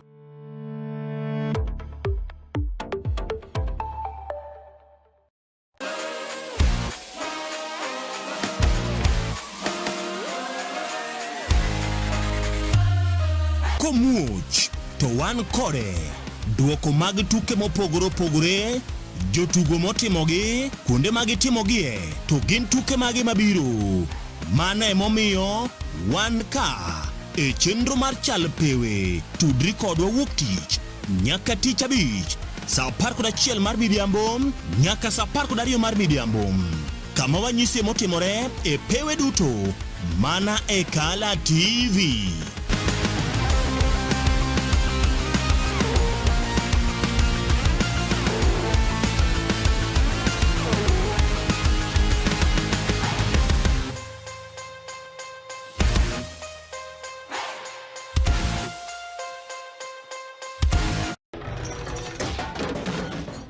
Bedo kod odiochieng' marabora e sikunde ka iduogo pacho, yud thuolo mar kweyo pachi kendo bedo gi mor e chenro mar Bang School.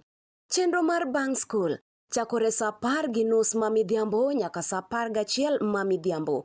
Kama inene katun mamori, ipuonjori weche mathoth, ibedo kod mor gi nyiero motimo Cathedral. Kik bai, Bang School, chenro manigi mor lilo ne nyithindo duto. Kala TV, machiegni pacho ma e odwa.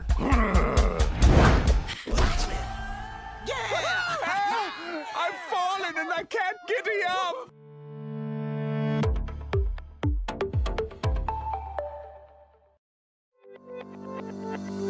Ben kod gombo kata dwaro mar yudo hola mapiyo kaachiel kod kano omenda ni mondo iyud ber kod loyo shida ma in godo. Kik chunyi chandre. riwri kod Kenya West Sacco, Kewesa Sacco mondo mi idongri e yo makare. Chenro ma wachiwo gin kaka Wezesha Loans, mano hola ma imiyi, Savings and Credit Account, Biashara Loans, hola mar timo ohala, Emergency Loans, School Fee, hola mag somo kata puonjo nyithindo. Chenro ma wachiwo gin kaka Mkewesa, Membership Card, SMS Alerts, M-Pesa, Call Center matiyo seche 24. Tudri kodwa e namba simu magin 0791261377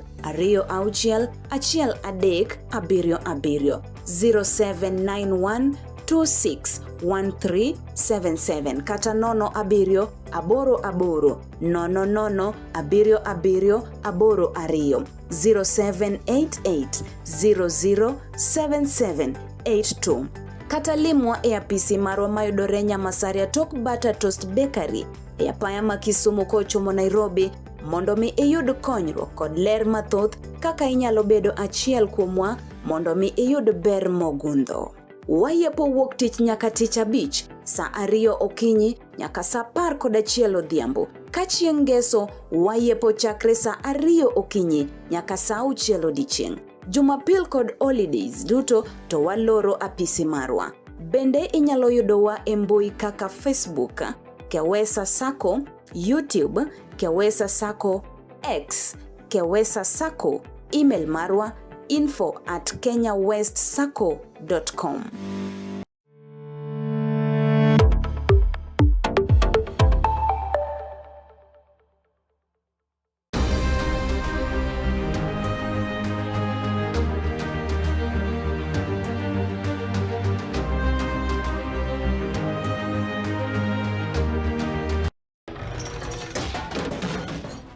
Bedo kod odiechieng' marabora e sikunde ka iduogo pacho, yud thuolo mar kweyo pachi kendo bedo gi mor e chenro mar Bang School. Chenro mar Bang School chakore saa 10:30 mamidhiambo nyaka saa 11 mamidhiambo. Kama inene katun mamori, ipuonjori weche mathoth, ibedo kod mor gi nyiero motimo Cathedral. Kik bai, Bang School, chenro manigi mor lilo ne nyithindo duto. Kala TV, machiegni pacho ma e odwa.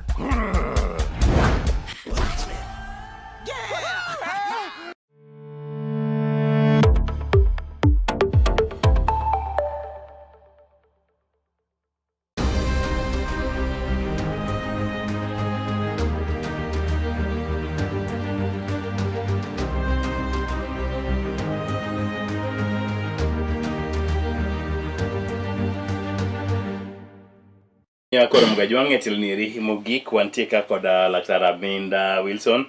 Nying mar laktar ni pod akete koma. Ok ang'e ni nying ni Aminda nogolo kule. Ndalo moko wan kod romo moro mabe mana winjo ka nowacho ni oben ma laktar. Kik unene design munene. Afisi mar Senator Tom Ojienda mabende olap dhoge ndong' ne kom mar Gavana Kisumu County. Tie chenro moko mosebedo kochwalo. Adwaro ni nyis jokanyana ni gin chenro mage mosebedo kotayo kod Senator to usechipo na winyo ni nyoro nyeun not Kenobura but this school next to Kenobura, the name is of my Ezra Gumbe. Then udhi kun moko usebedo kochwalo chenro machalo nade Dr. Minda. Mokwongo nitie statement moro nitiyo kanyo ma I have to withdraw. Ng'ama lok dhoge ndong' mano ng'ama jawuoro. Mano ng'ama odenyo. Kendo mano ng'ama greedy. To wacho ni Prof Okodenyo. Prof Okodenyo. Kendo lap dhonge ok ndong'. Prof dhi bedo gavana ma Kisumu County 2027. Weche mag Senator Ojienda osebedo katiyo kuom higni 3 nyaka ne yiere kaka Senator ma Kisumu. Yes. Wasebedo gi senators mopogore opogore Kisumu County.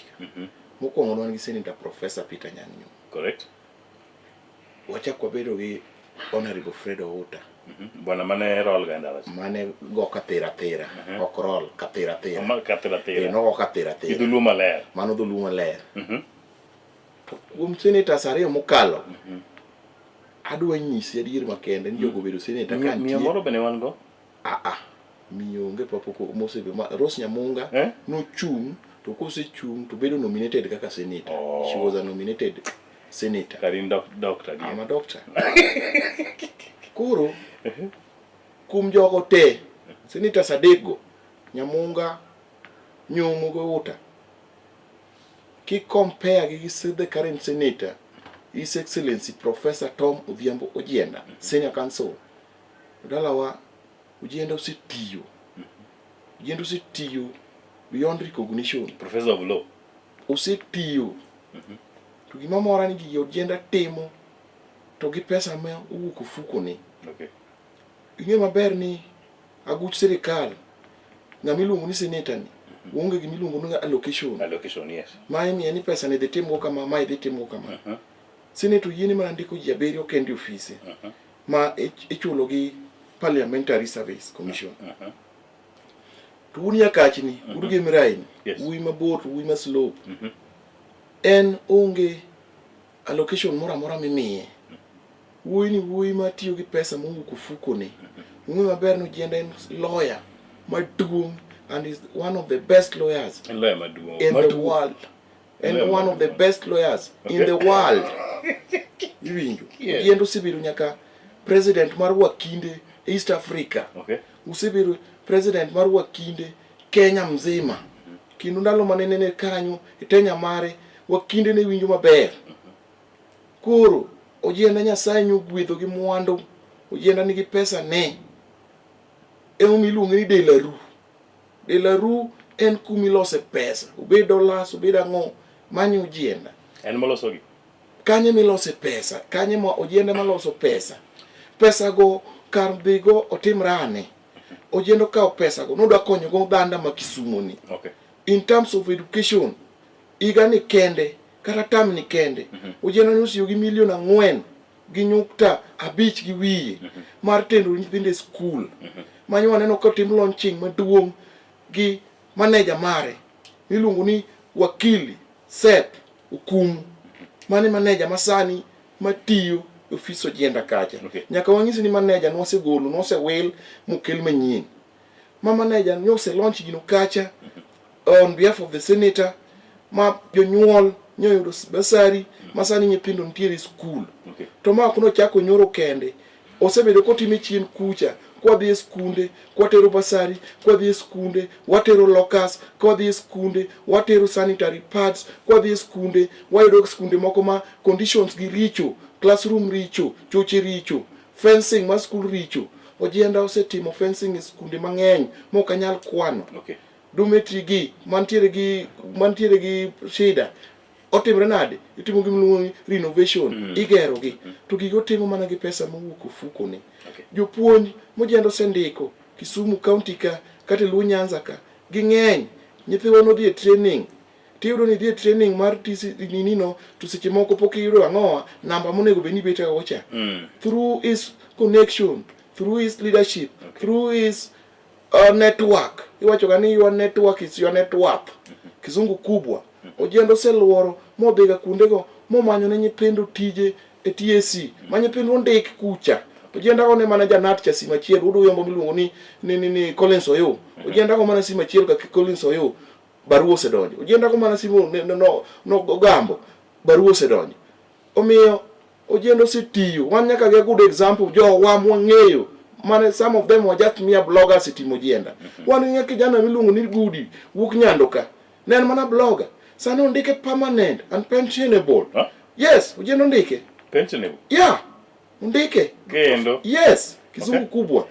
Ojienda ndike masani en utiyo. Ochamo msara. Sani onyalo pidho go family ne kaponi en godo.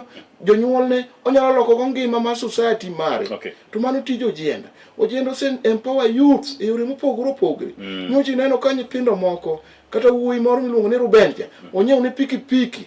Mano pesa mowuok ofuko ne. Ruben girigo gin jok mosetigi town kama rach. Ni dhiuru go ng'ane, dhiuru tim kama kama. To Ojienda koro golo gi timbe maricho go. Duogo keto gi timbe maber. Iwinjo ki ywak ne pile pile no Ojienda wuotho gi guns. Nyocha winjo ni unu ketho mana liete. Iwacho kamano. To gimi wacho kamano. Nudhu seme mjawaji. Justice Lingalinga. Ng'ama nonjawo en un liel. Utimo mara. Ng'ama nonjawo en un liel mosebedo Ojienda gi lweny nyaka nini. Dr. Nyikal mi winjo kiwacho no sibiro kar ka en mano jawa gi wuode ema nokelo lweny kod some few people I don't want to mention their name. Ojienda ok wuoth gi goons kata yube ohero Professor Tom Odhiambo Ojienda kalure gi yo modak go kodgi to galure gi yo mayube neno ni yawa ng'acha nyocha gun wadwa ng'acha nyocha goji dimbo to sani Ojiendo gole dimbo otiye ka wash machine sani Ojiendo gole dimbo oliedo kamoro nyiewne ginene gik liedogi o empower sani Ojiendo gole dimbo onyiewne pikipiki sani Ojiendo gole dimbo onyiewne tuktuk Ojiendo osenyiewne nyaka ji tuktuka iwinjo mine matimo ohala gi matindo gi Ojiendo miyogi pesa moro miluongo ni ma boost their business seche moko mine wagi neno ka pile dhi kama sechegi ni dhi kawo hola moro matin mondo ang' owari ngano moro gi salad moro ka osetedo chapat to godhiambo odok timre nade odwoko to seche ma Masai biro mi loan to biro ng'at achiel to ka obiro kawo back the money to koro gibiro maseche 4 pala butingo to ka ionge pesano koro minwa ni bukre to koro tieko gi dendi emo yudo ka seche moko minewa moro nyuolo Masai moro nyuolo Chinese akia nang'o nikech lure gi shida koro Ojienda to mi gino kata mi pesa ma boost go andino to kuma bro dwaro ni odhi nindre kodi kata o pay onge omiyo Ojienda osekonyo mine Kisumu karka e weche mag ohala ben jachama mar ODM mugi kada wacho ni wach moro kapok wadonje chapa mar ODM Ojienda nyocho konyo mama moro Semeka seme mine ne wacho no to kod gi Nyikal to kod Nyikal kama mama no chore no to owege nyithinda bich ot ogore kume piny wuod mwalimu Tom Odhiambo Ojienda nowuok ka gi timni koting'o mabati to ting'o kombe to ting'o matres to ting'o gi kot te ji osomo seme oredho seme ji gedo dichieng' alanga Ojienda ne en chuor mond liete en wuon nyithind kiye ka chuori tho manyo Ojienda kuma nitie we manyo jater ang'isi ka chuori tho ka chuori tho jater materi ma bro bet kodi madak kodi maber en mana Professor Tom Odhiambo Ojienda nokonyo mama macha koro afya ne oduogo koro en dhano mama cha nyicho se lose hope in life to ken mana kanyo kende Ojienda osegedo ne mine machandre machuogi nosetho Ojienda osegedo ne mon Kisumu County ka ma I cannot even count osekonyo ji mang'eny osekonyo nyithind kiye Ojienda osekonyo jopur niang' mineno kar kagi nobed ga kok chul through his leadership connection mare mane gi president gi the leadership gi ministers Ojienda osekonyo go ji Kisumu County karka omiyo ma wacho ni ng'at mosebedo tested tried trusted and approved en mana only Professor Tom Odhiambo Ojienda ema bro kawo Kisumu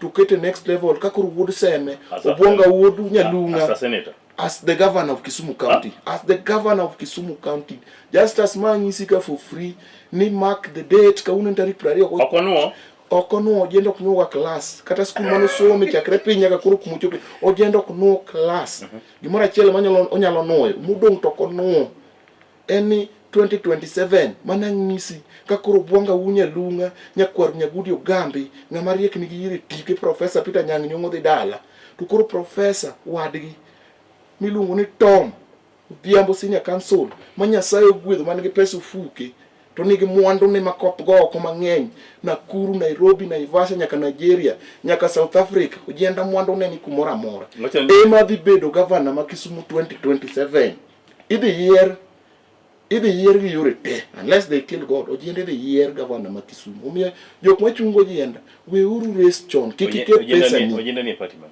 Ojienda ni party Professor Tom Odhiambo Ojienda ni party mar ODM Orange Democratic Movement yes ma party leader mare en Dr. Burudinga to party chairman en Gladys Nyawang'aya mane chama mo Ojienda ntie owe biro Kirembe Nyakubi mano gi mochung' Nyakubi Ojienda nyaka bi Kirembe kendo biro gi dhano millions Ojienda biro gi jo Nakuru gidhi bet kanyo pap cha kudu wakodo maka medhe gineni Ojienda mogolo gola bases magolo dhano mawuok Nakuru mabiro celebrate gi Raila giro nageni Jaluma Nakuru Ojienda kulo ne gi bases to manyo seloro ndege ka gi ndege gibiro dala jo Nairobi tema Nairobi Ojienda sponsor their movement kaka gidi chopo karka Orono osetiyo matek e gini.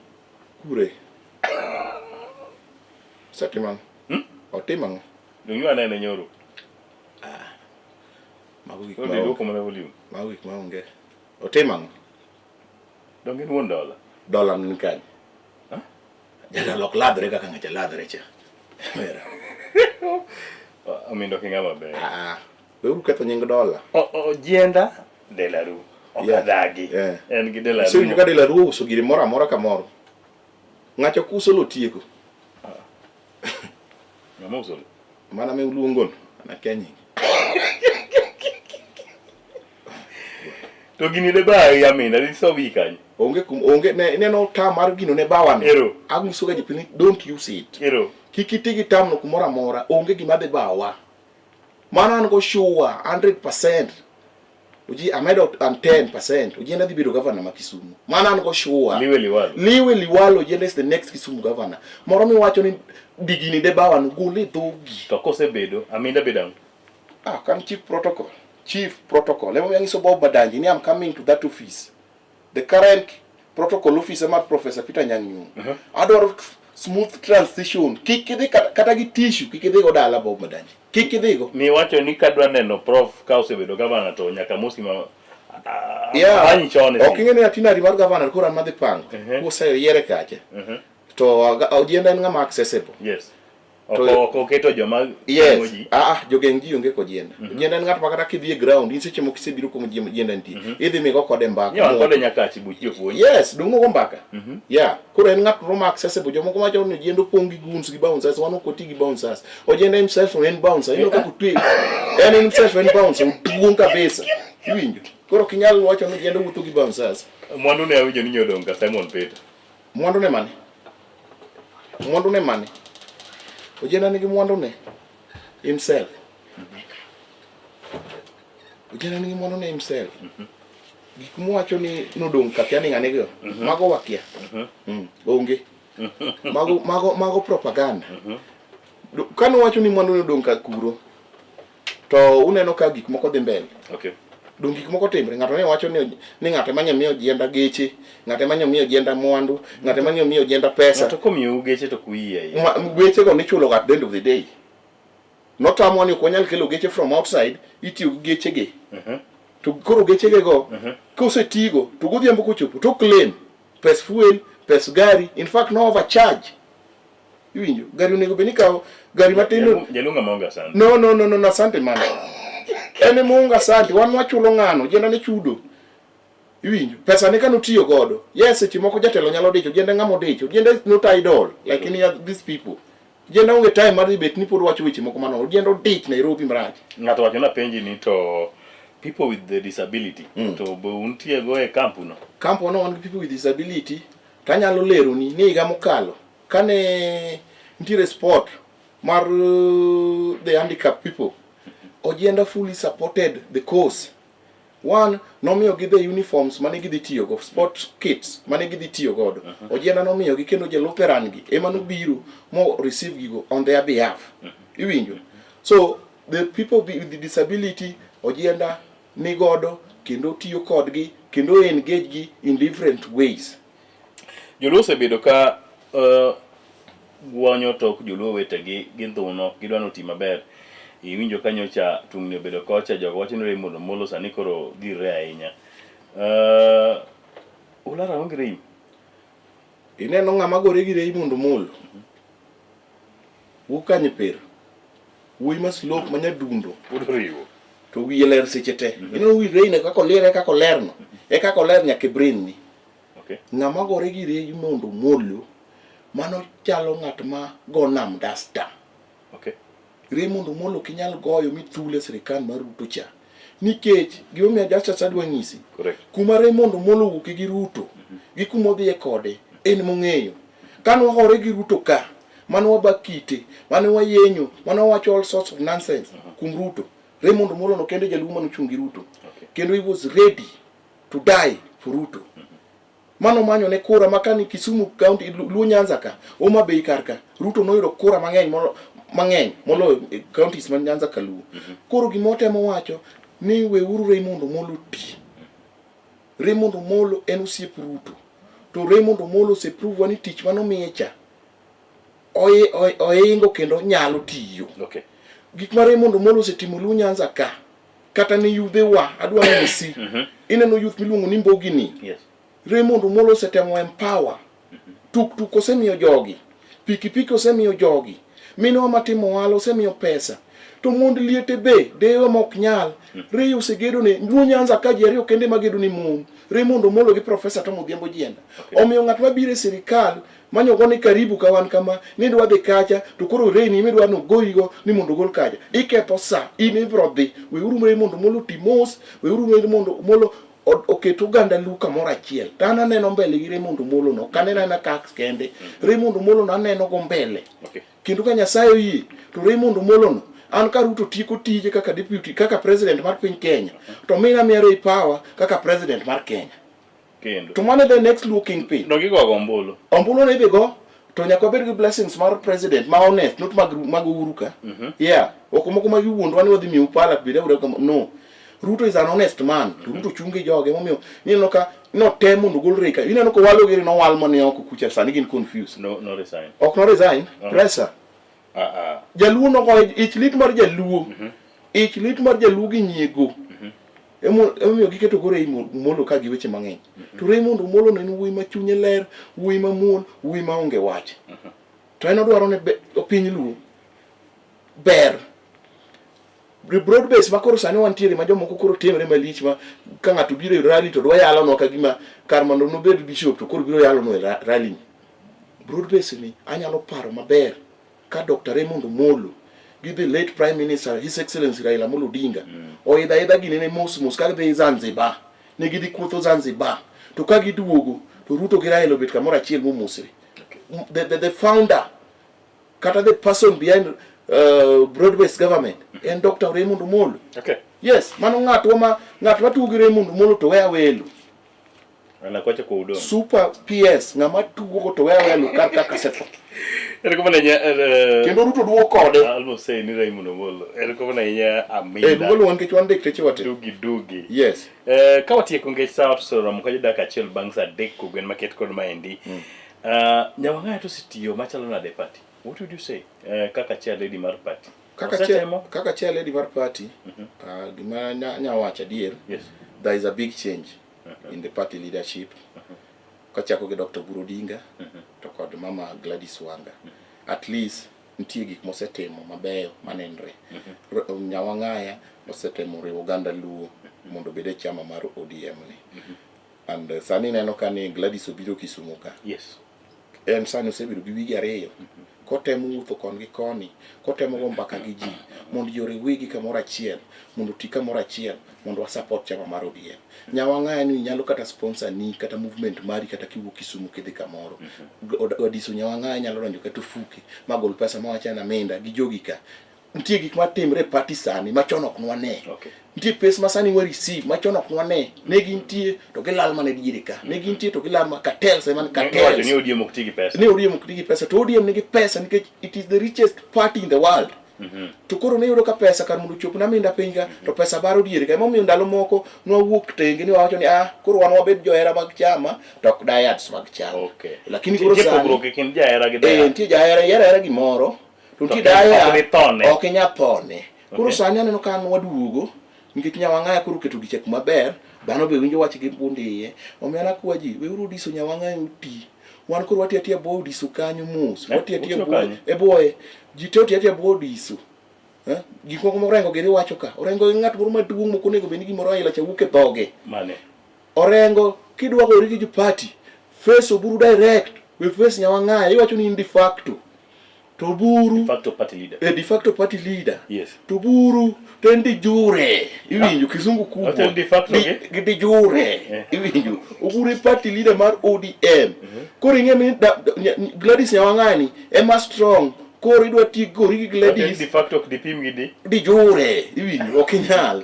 Koro ineno ka koro sani orengo nyodhi yo mabe to wacho weche moko madongo manon moko nego beni wacho kaka senior council. Weche makachiena. Yes, ok onego beni orengo just avoid changa. We madho changa tidhi rally. We madho changa mang'eny tidhi rally to siachwa to tich utami kata yo madhi weyo madalawa. Onge. Kata ka sani wayudo sida ni onge kaka wachopo gi onge orengo tine jo Siaya. We gori gi party leader wa ma eno nani Oburu ni gori gi Raila ni senda go Raila wang'eyo. We chanda warengo waol kodi. To mbele ka wadhi lawi manan mang'isi an madhi lawi rariada kanyo. Kendo wakelo ni gavana ma strong madhi yombi. Enga. Odero Gombo wajonya sari okinyo selandi Siaya. Odero Ure sembo mbuta mamoni chwero. Sari okinyi chura dhiambo. Odero bing'eyo. Mano siepno mara jahera wadwa. Sari okinyo selandi kaka gavana ma Siaya. Adami line up na kapuka tieko. Gavana ma Kisumu en Professor Tom Odhiambo Jienda. Kanyo kuoe. President nani Dr. William Ruto kanyo kuoe. MP na ma Kisumu Central awachala yanga en Bob CEO. Bob CEO mano MP maka. Oklane. An Bob mang'eyo jok modonga kia. Woman rep mara en Regina Kizito. Nyako ma potin mo chandre godo. Wamiyo wachandre go kwa manyo piny. Okay. Regina no NP mara Dhiambo na nan security mara Dhiambo. Na yona Dhiambo dot Regina no NP tingo bag. Dot mara mia. Dot gari. Iwinji. Sani Regina no en nominated. Nyaka mami akela chiel mingeno mane mpuonja siasa. Okay. Iwinjo. Manyaka appreciate. Nyose tiyo maber. Koro wene jomoko Regina biro kar kanyo. Kata kodhi malo magedeno wan wakia. Regina nonyo kanyo. MCA mara enan. Mano Kalolin Sharimo Ward an MCA. In. An aminda mabet kani. Ha? An mabet kani. Ward koso in. An minena kar kani kendo an midhilanda gi chama mar ODM. Ichako karang. Mano gima ntiere emo minwa en MCA kanyo kuom higni 45. Mwasimamisha changie Yes. saka gomba. Mano mamana. To ipo kange ni ne. Ane gino. Ino kwa wacho ni Sangwenya. No, nan Sangwenya bakosani. Adi to na level machielo. Level an chairman wa Sangwenya. Sangwenya lango mokwongo. Sangwenya en ng'at machiwo kinyi e ode kendo ler. To odwa wuoyo nying jasiasa otimo investigation komondi kaka in. Akunga ng'i maber. Ni Justus ni. Justus ni nyathini luongo ni ng'a odak kanye. Pesa mochule en pesa marom nade. Nyaka ing'e gigo te details ote. E kibet Sangwenya. Nikech an ng'at moro ma wan gi languages mopogore opogore. Mar Sangwenya ni nyalo convince nyaka ja China magol pesa. Idho madho Chinese ma ja China gol pesa. Sangwenya nyalo convince nyaka mzungu magol walet te mateng kama madong nodo magol $100. Iwinjo. Sangwenya nyalo pako ja siasa karwap. Difference mar Sangwenya gi Gun nang'o aminda? Sangwenya kawe yo mayot kwai. Iwinjo kendo lombi mo convince. Gun to dware gi thuon ga gogo. Pero te la moza aminda. Sangwenya timo nago. Sangwenya biro mawuok kodi mapaki. Kata ka ni chiwo marach. Ni biro kigeri wakwongo wasomo mood ni seche mibiro. Tikwongo ilamo ni nyaka Nyasaye. Maluongi gi nying girlfriend moro kata nying kwaru moro ma ji kiaga cha idendi marach. Kako jienda kiradogo. Wood Agneta, Wood Mwalimu, Wood Christopher, Delaru, Tomilo, Wimodongo gi gike te. Iwinjo. Bwana kisechopo kanyo, chworo nyaka Julu, chworo Nyamkamb, kisechopo kanyo kiparna kana pesoti. Otiyo gi wiye, opapa kokolo. Opapa kokolo mod pesa donje dendi te. Wana mo miluonga ni doctor. Asomo gino. Oh. Gino nyaka idhi ne school. Koro in gi doctorate in Sangwenyism. Yeah. Okay. Yeah. Awinji malera Aminda. Koro from today abiluongi Dr. Aminda. Mane. Kisa ng'e kuma doctor seminary. Owuoke. To Gun to pok abedo ga Gun. Ing'egi. Ang'egi. Gun to ng'eno ki. Oseluonga ni Gun to kan Gun. En back then, but na wabedo reform. Lure kaka ni chikri kamoro. Na bedo reform. Ni chikri kure. Na bedo reform through case mana bedo go cha. Nopuonja gik mang'eny. Ma wacho ni koro bedo Gun ni wawera. Mach moro no wang'i matin. Yes, to ng'ama nokonya ma win case en Professor Tom Odhiambo Jienda. Emomiyo ahero Jienda no. Kata odhi rem, mabok onya rem, kata ng'atimre, kata piny wang', kata odhi lutre na mabro lutre. Penjo. Adhi ga bura. Adwa mang'e ka jogi gin Sangwenya koso gin Gun. To ka jatelo sitiko wuoyo, to gilire gari mamoko mako nyaka to gari ni. Maka gin ga. Mano koro Gun. Mano koro Gun, mano Gun gi Mbogi. Sangwenya ni nyaka gi namba ni masim. Jatelo. Onge wach mang'eny. Jatelo rongi nena. Dongi winjo kwa gogo chien gaja. Miyam fuel moro. To Sangwenya gi gin men kendgi koso kata women. Sani wamedre wan nyaka gi mon. Awinjo ka kama koketo ya ngeni gimoro mane Raila okedo ni third den nini cha. Kamano Jienda. Ya third ang'owa. Mane Raila wacho nyamar women cha. Koro wan two third gender. Two third gender rule. wan gi miluongo ni inclusivity. Koro we implement. Ye koro Raila cha wa implement nyaka sani wanya piny ka. Wakelo ji te on board. Moro ntimo osiepa ma nini ka. Ma mosque man. Iluongo ni Ameri. Susi Yesu. Olal na tinde? Susi. Osiepa kabisa mako nena. Nyaka gol. Oh, Susan matedo ka samusa ni. Makoroni Muislam ni. Entie mano be mago wan ge group. Then gingeny ga ma warembo na ojenda everything. Yeah, warembo benyo kelo manyien. Big question. Ibed Sangwenya. Ibed ni nilire gari. Idwa ni wa dag nade mondo me kiki ngane kiki timne ngane. Waduto at the end of the day wanonagi wan joka ngato. Kwa crown wachni pikidong wasekalo daka mangeny kila mi thuolo mogik marwako ji chieng' tarik 31. Ipango no wachni line up ringo kwa kanyo to chomo kuro dhi kanyo. Kwa dak maber field wa Sangwenya gi Gunism. Ni gima kelo ga giyo to gin mana jotendo wang'anda. Ero jatelo kosewuok e function no ng'e maber no wuotho gi ji. To odwa no gol gari, odwa speed off matek. Koro chuno ni ng'acha ne riti nyaka nene. To odwa gimoro kumi. Koro chuno ni nyaka gib gari ni so that kumi dheno edhi kod gimoro timire nade. Ineng gimitimo negi. Koro kumo mako no mako. Omako mbeti nikech adier ng'ato biro rally odhi kamoro to onge kata 10 bob. To ng'e ni kae ema at least justice ni ema ng'e miya gimoro. Koro chuno ni nyaka ng'orit justice no ma odhigo kuma justice dheno. But wan gi jotelo moko mabeyo ma ong'e ng'ani ajogi to nitie watie krakod. Odhi kona kacha kako ojenda timoga. Owuotho gi tiende. Kosewuotho gi tiende. Okay, ni bonza ben bonza. Ojenda wuotho gi tiende. Ojenda ng'e gima timoga. Kodhi e function okoringi. Ojenda wuok gi ji kowuotho go kama. Ene motelo mbele to duong' nikech obor moingo ji te. To del be en godo. To jing. En makoro wuotho kodu. To so wuo school moro kata kanisa moro to pango ji line. Tena na mia bicha. Iwacho no jengo kosiep na moro ma east. Nane ng'acho ingo, ng'achi ng'ini tiyo gi gine ni.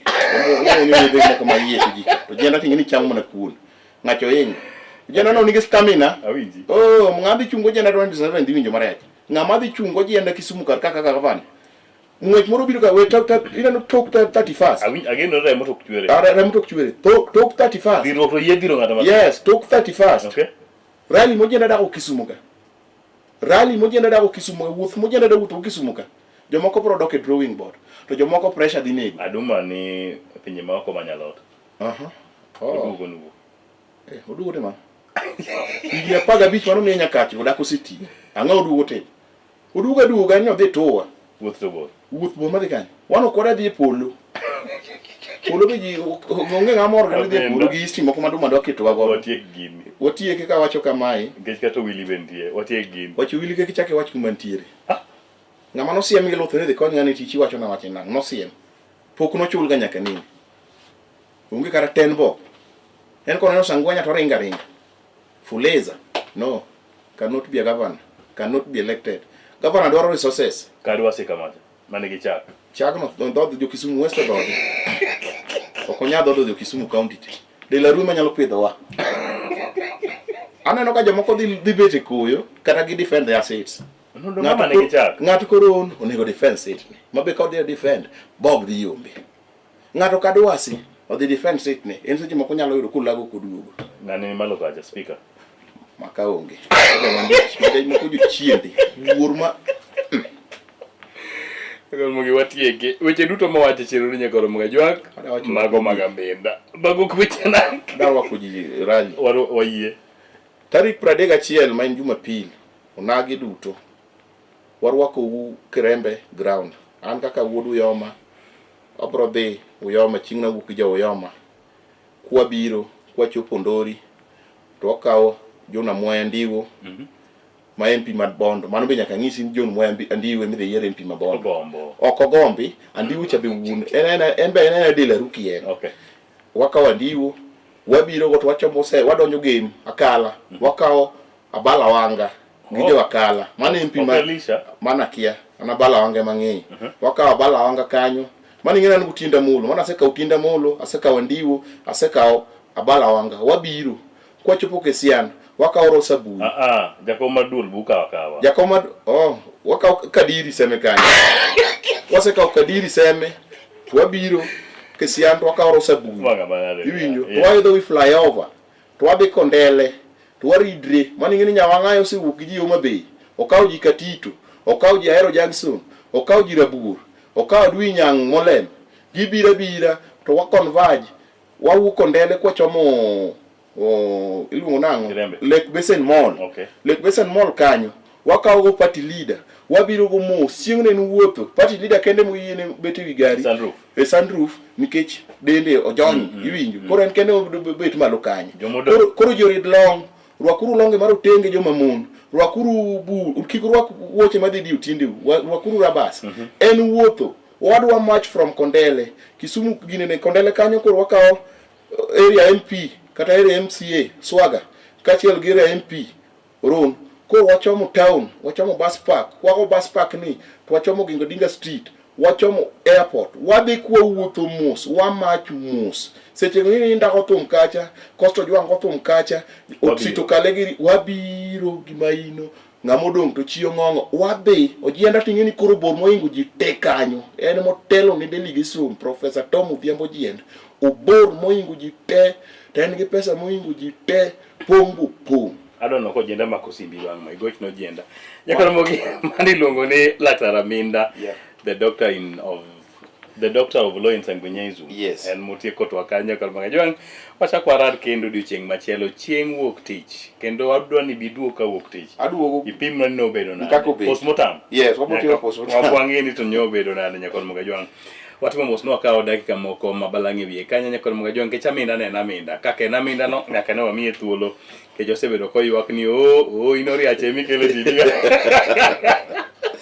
nyaka namiye thuolo mos mondo owach wechene mag ojenda mag Bob ji mag ng'awa wechene ng'eny saye madi ng'ade warad chieng' wuok tich nyakor magajwang luonga ni Justice Adoyo awuot sembe kokamano to oganda jokanyanam duto te kapok abedo jafwambo tabedo dhano bang' bedo dhano tayudre nonyuola e gweng' moro seme kucho ma bende gin jonagi kendo gin joluo bang' bedo kanyo to nwayudre ni oganda jokanyanam duto ne gintie e duond buch siasa noero mano mar ODM kata obedo ni an jafwambo abende nitie kuma chunya nyalo bedo ni nitie momiyo abe ariwra kod oganda wa duto e lo kambi mar Kala TV wachomuru Kirembe chieng' tarik 31.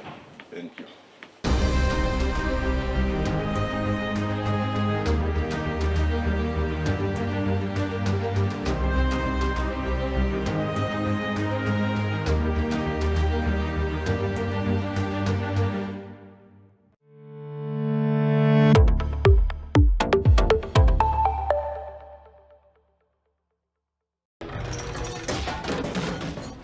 Bedo kod odiochieng' marabora e sikunde ka iduogo pacho, yud thuolo mar kweyo pachi kendo bedo gi mor e chenro mar Bang School.